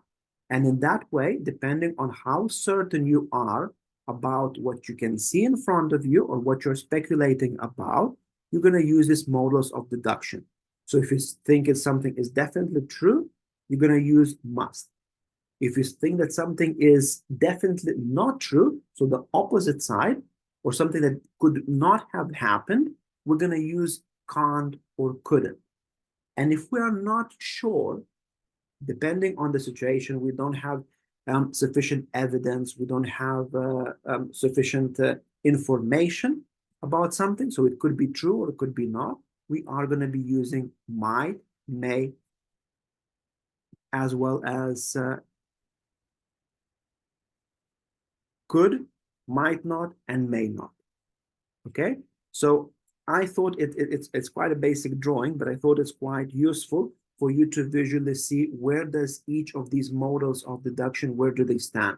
On one side, you have 100% sure, the certainty about your speculation or your things that you can see. You're using must.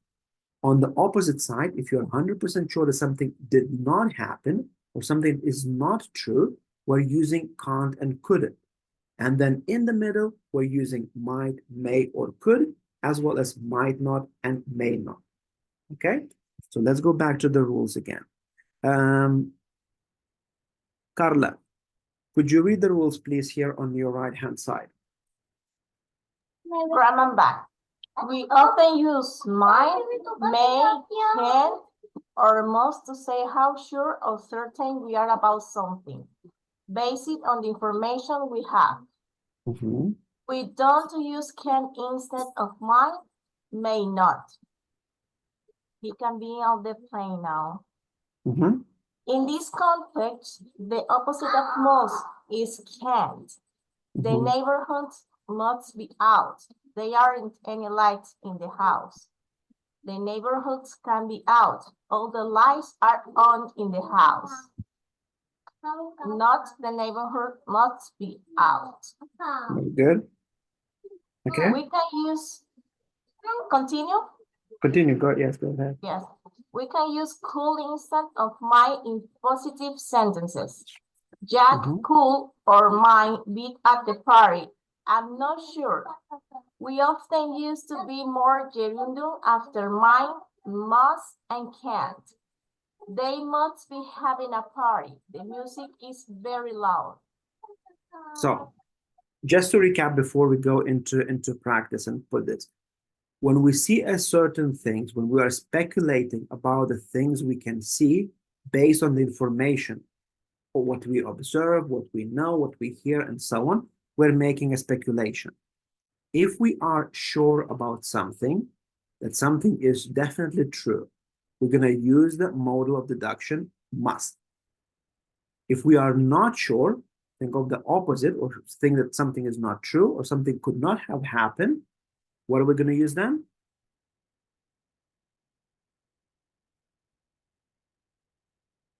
What are we going to use? Which model of deduction we're going to use when we are sure that something did not happen? Angeles.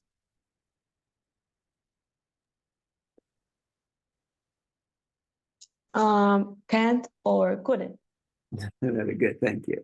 Yes, and when we are somewhere in the middle, when we are not sure if it did happen or not, because we don't have enough information or not enough evidence, we're going to use might, may, or could. Let's put this into practice. Look at the screen of the activity here. Nicole, could you read the activity, please? And the first example?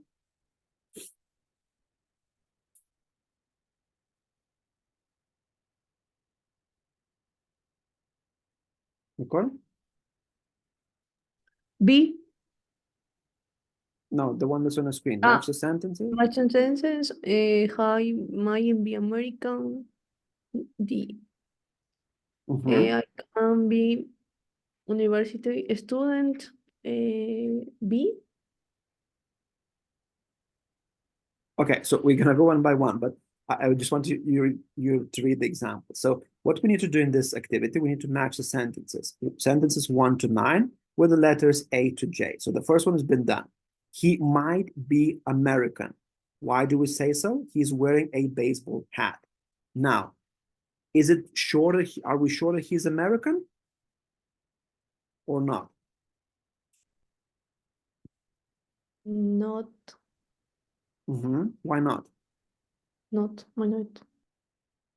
Because we're using might. So with might, he might be American based on the what we can see. So we can see that he's wearing a hat, and we know that Americans love to wear baseball hats, but we're not 100% sure. That's why we're not using must. If we were 100% sure that he is American, we would say he must be American. In this case, We are kind of 50%. That's why we're using might and not must. Let's try to do the other. So read this first. We're going to do it together. We're going to have 2 minutes and try to match numbers 1 to 9 to the letters A to J. Always look at which one we're using. So I'm going to send to you this later on. But remember, if we are sure about something, 100% sure about something, we are going to be using must. If we're sure that something could not have happened or that something is not true, again, 100% certainty, we're going to be using can't or couldn't. And if we're somewhere in the middle, it could be or it could not be, we're going to be using might, may, or could. So let's try to match together.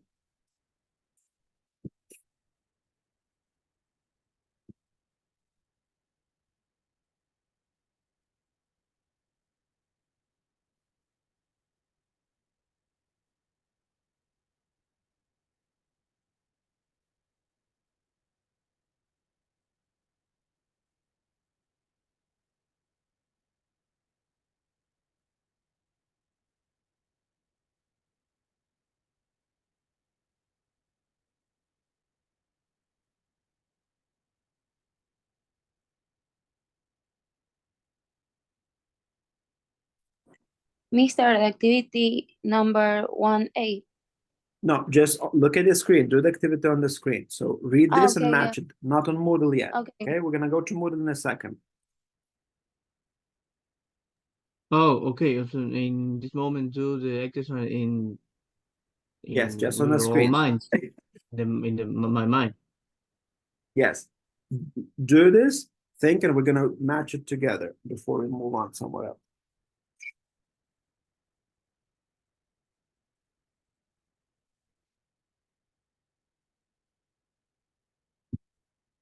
Remember, when we are sure about something, 100% sure, based on our observation, based on our speculation of the certain situation, we're going to use must.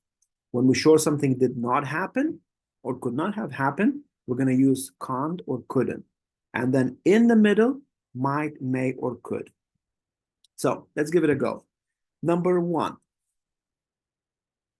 He can't be a university student. Which letter do you think it is? From the letters A to J.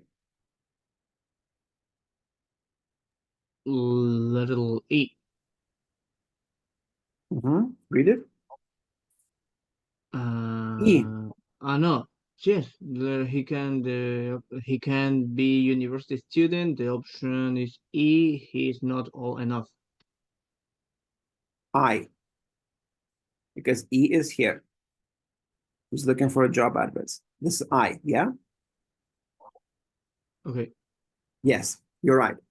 He can't be a university student. The letter I. He is not old enough. Number 2.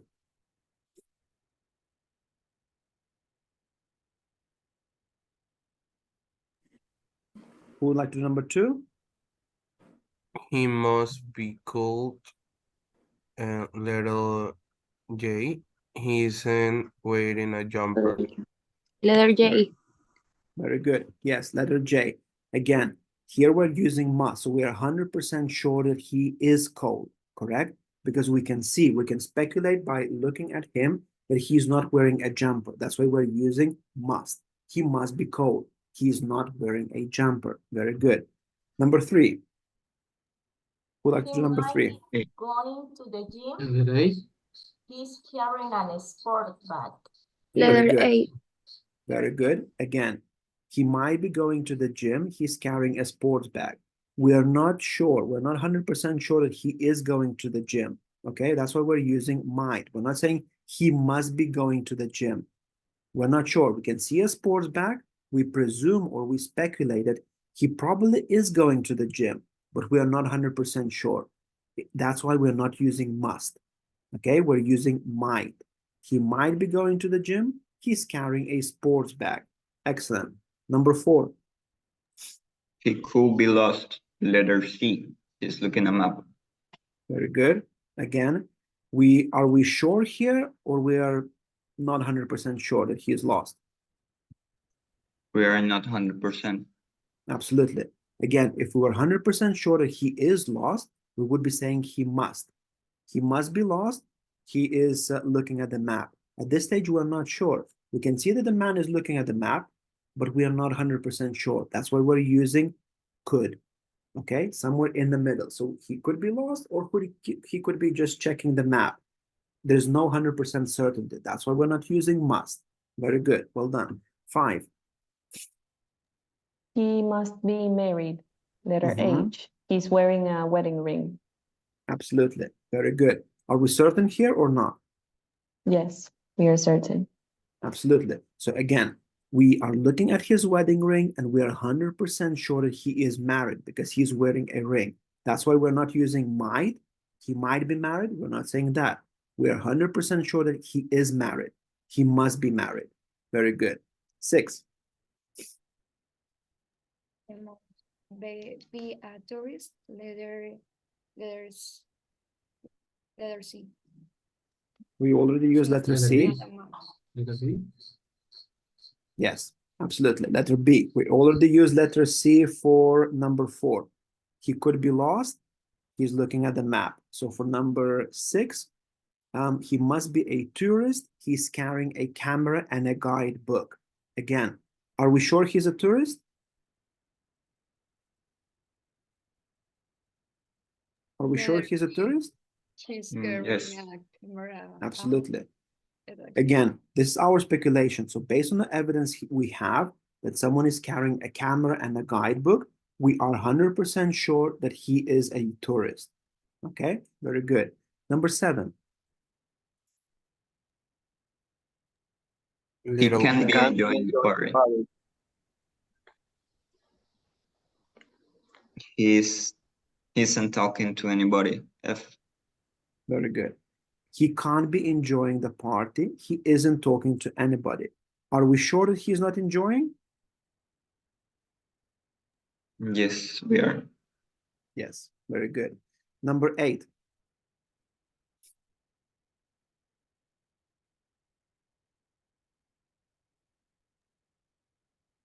He may not have a job, Mhm. and he is looking at job adverts in the newspapers. Very good. Letter E. He may not have a job. He is looking at job adverts in the newspaper. Again, this is our speculation. We're not 100% that he is actually looking for a new job, but by observing the situation and by seeing that he is checking the job adverbs in the newspaper, we're making a presumption or a speculation that he may not have a job and he might be looking for those jobs. Okay, very good. So not 100% certainty, but that's what we're using may. And the last one, number 9.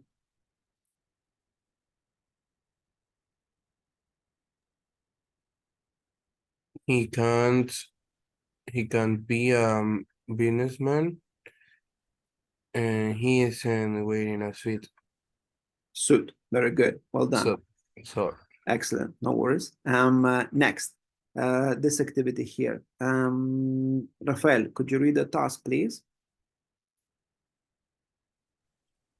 Complete with must, might, not, or can't.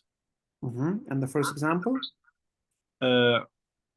What does Peter's new girlfriend do? I'm not sure, but she might be a model. She's very pretty. Okay. Let's look at the number 2. Sorry, number 1. Oh, okay.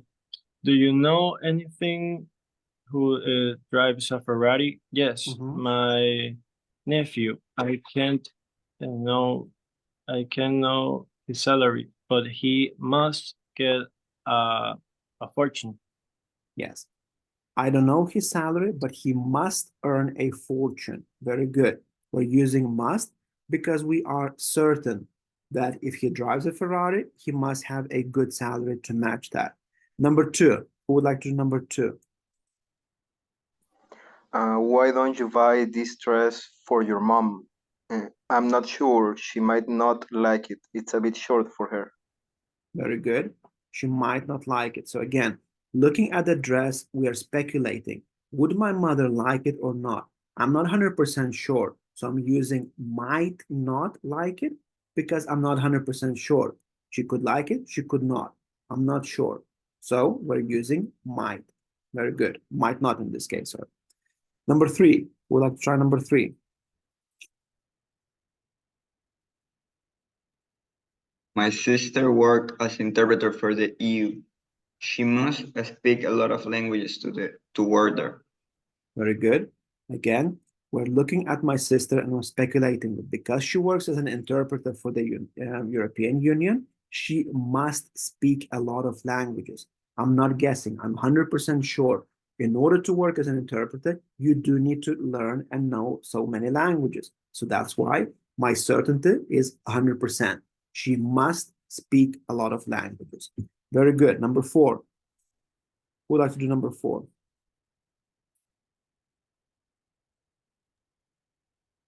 Did you know that Andy's parents have split up? Poor Andy, he can't feel very happy about that. Excellent. Again, here we are sure, we're 100% sure that he can't be happy about it, correct? So we're using can't, 100% certainty. Hold on. Number 5.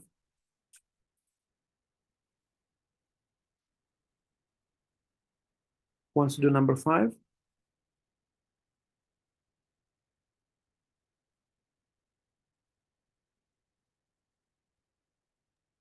Are your neighbors away?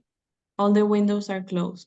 I'm not sure. I suppose they might be on a holiday. Very good. Well done. Again, we're observing, we're looking at the windows and we're speculating. Are they away on a holiday or not? I'm not 100% sure. There's not certainty. So I cannot use must or I cannot use can't. I'm using might. I suppose they might be on holiday. Very good. Number 6. We'll have to try number 6.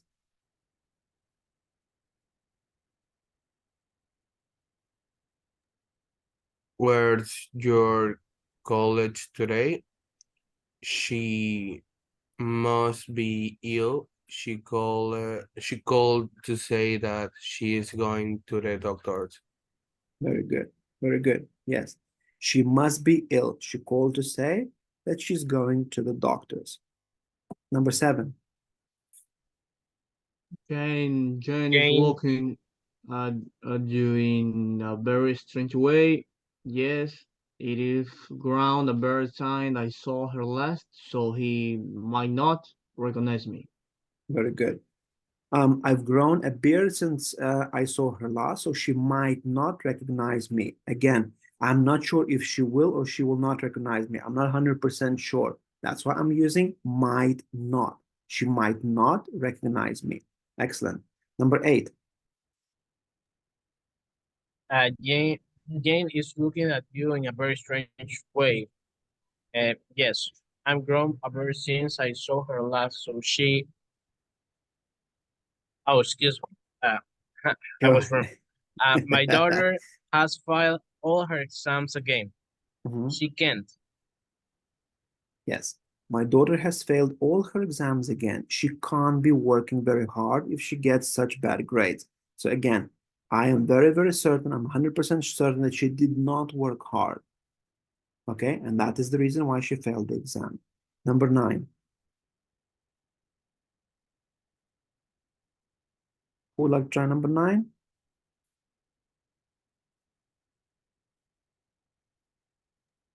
Why is Tina so happy? I'm not sure, but she might have a new partner. Very good. I'm not sure, but she might have a new partner. Again, my certainty level is not 100%. It may be 50 or around that. That's why I'm using she might have a new partner. That could be my speculation of why she's so happy. And the last one.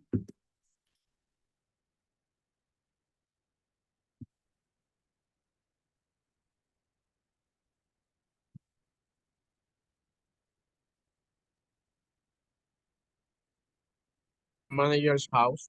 I don't know, but he can't live near the office because he commutes every day by train. Very good. Yes. Where's the manager's house? I don't know, but he can't live near the office because he commutes every day by train. Very good. So just few things and like as a summary to remember. Models of deduction we are using when we are speculating about certain things. So not always we know what's happening, correct? Sometimes we look at the certain things that are happening and we are not sure 100%. Is it true or is it not?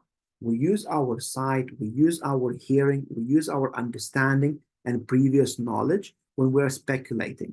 But the speculation, again, the speculation could be that we are very sure about something, we are partially sure, or we are not sure at all. Okay? So in these cases, we are going to be using these models of deduction. When we are sure about something, that something is definitely true, based on the evidence we can see in front of us, we're going to use must. Okay? I'm 100% sure that this is what's happening. The students are looking very confused. They must be lost. Okay, they must not understand what we're talking about. I'm 100% sure about something. When it's the opposite of that, when I'm sure that something is not the case or something that is not the truth, I'm going to use can't and couldn't. And when I am not sure of something, it could be the case or it could be not. Just like as an example, he's walking with the sports bag. He might be going to the gym, but he might not. Okay, so my observation or my speculation, my guess might be true or might be not. So in those cases, we're going to use might, may, or could, as well as the negatives for might not and may not. Do not use could not when you are not 100% sure. Could not will be 100% sure that something did not happen or that something it is not true. Okay, so the time is tight, so what I will ask you to do, I will ask you to complete the 2 activities from the grammar that we kind of worked on already, but just to complete on modal. So activities, let's see, second.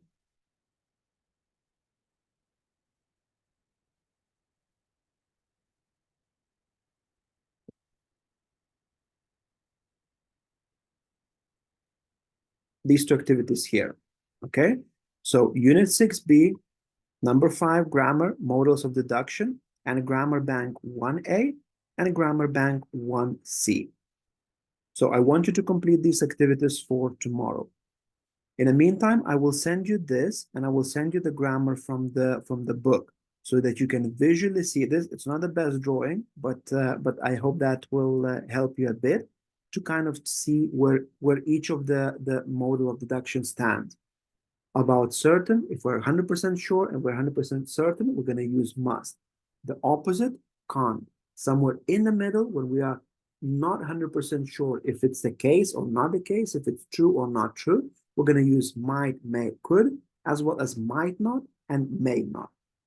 Okay, so I will send you these, but in the meantime, for tomorrow's class, please make sure you complete these 2 activities. Okay, now we did not have time today to talk about the grammar from well, for those of you who missed from the unit 6A. So I'm going to save it for tomorrow. So please, tomorrow, especially those who missed the class on Friday, and for those who missed the class on Monday, please make sure you arrive sharp at 6 tomorrow. Okay? When the class starts, that's going to be the first activity. What we're going to do, we're going to do a recap of that grammar that we covered in the unit. Everyone else obviously join as well, but we're going to start the class with a quick recap to help those students who joined us a bit later, but they need to complete those activities. So my advice, do not complete the activities, the grammar activities of unit 6A. So these activities, 1 second.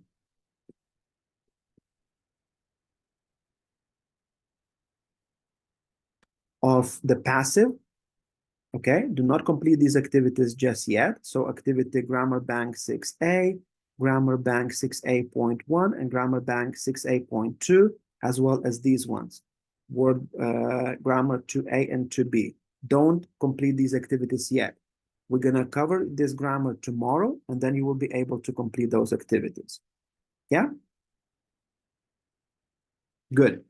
Then, and the last thing before we all go our own ways, I did send the message to the WhatsApp group. The deadline I extended to be fair to everyone, especially those who join a bit later. The group, the deadline for the video will be Friday, 11:59, okay, p.m. So please make sure that you send me the video to my email. My email is there in the message. Make sure you send me that video, minimum 1 minute 30 seconds. And it has to be sent by Friday, 11:59. As I said, for these activities in particular, we're going to be very strict with the deadlines. So if you send me after the deadline, I will not be able to grade your work. So if you send me on Saturday morning, I will not grade your work. I will accept your email, but I will be giving you 0 for that activity. Activities are super important for this specific task. So please do make sure that you not lose the very valuable points, because it's 2 points for your final grade, and make sure you send me those activities on time. Good? Teacher, Tell me. can you repeat the topic for the video? I just joined the class. Okay, Juan. Yeah, I are just you got part the of mail the? with an hour ago. Okay. Are you part of the WhatsApp group? Yeah, I just joined, so I didn't see the task for the video. Sorry. I will send it to you. Okay. I will. 1 second.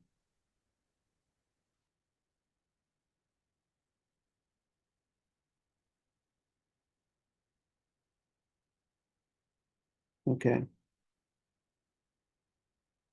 So I send it to the group. It's talking about your favorite movie. So how the movie was set, because the first unit 6A is talks about the movies where each and different movies were shot and recorded. So you need to talk about your favorite movie, where it was shot, talk about the setting, talk about the main characters, talk about what was the plot of the movie. Use the vocabulary from that specific unit 6A. Okay. So again, don't touch the grammar, but you can look at the other activities. This is for those who joined a bit later. So look at the grammar. It's in that unit. Use that grammar 1.5 minutes, and then send me to my email. Yeah. Emilio, you wanted to ask something? No, can I leave because the Yeah, was absolutely. over? Okay. Absolutely. Yes. So yeah, so that's basically what I wanted to say. So tomorrow, the first thing what we're gonna do, we're gonna cover the grammar. So those who arrived late, don't touch the grammar of 6A. Wait till we cover it tomorrow, and then we move on together as one big group. Okay? If you have any questions, send me a WhatsApp, and I'll be happy to help you. Okay? Good. Have a very good evening and good day tomorrow, good and productive day tomorrow. And yeah, I'll see you tomorrow at 6. Thank you. Bye. See you Bye. guys. Bye, See sir. you tomorrow, Yeah. Miss. Bye. See you tomorrow. See you tomorrow, guys. See you tomorrow. Bye. Thank you, Bye-bye. mister. You're welcome. See you tomorrow.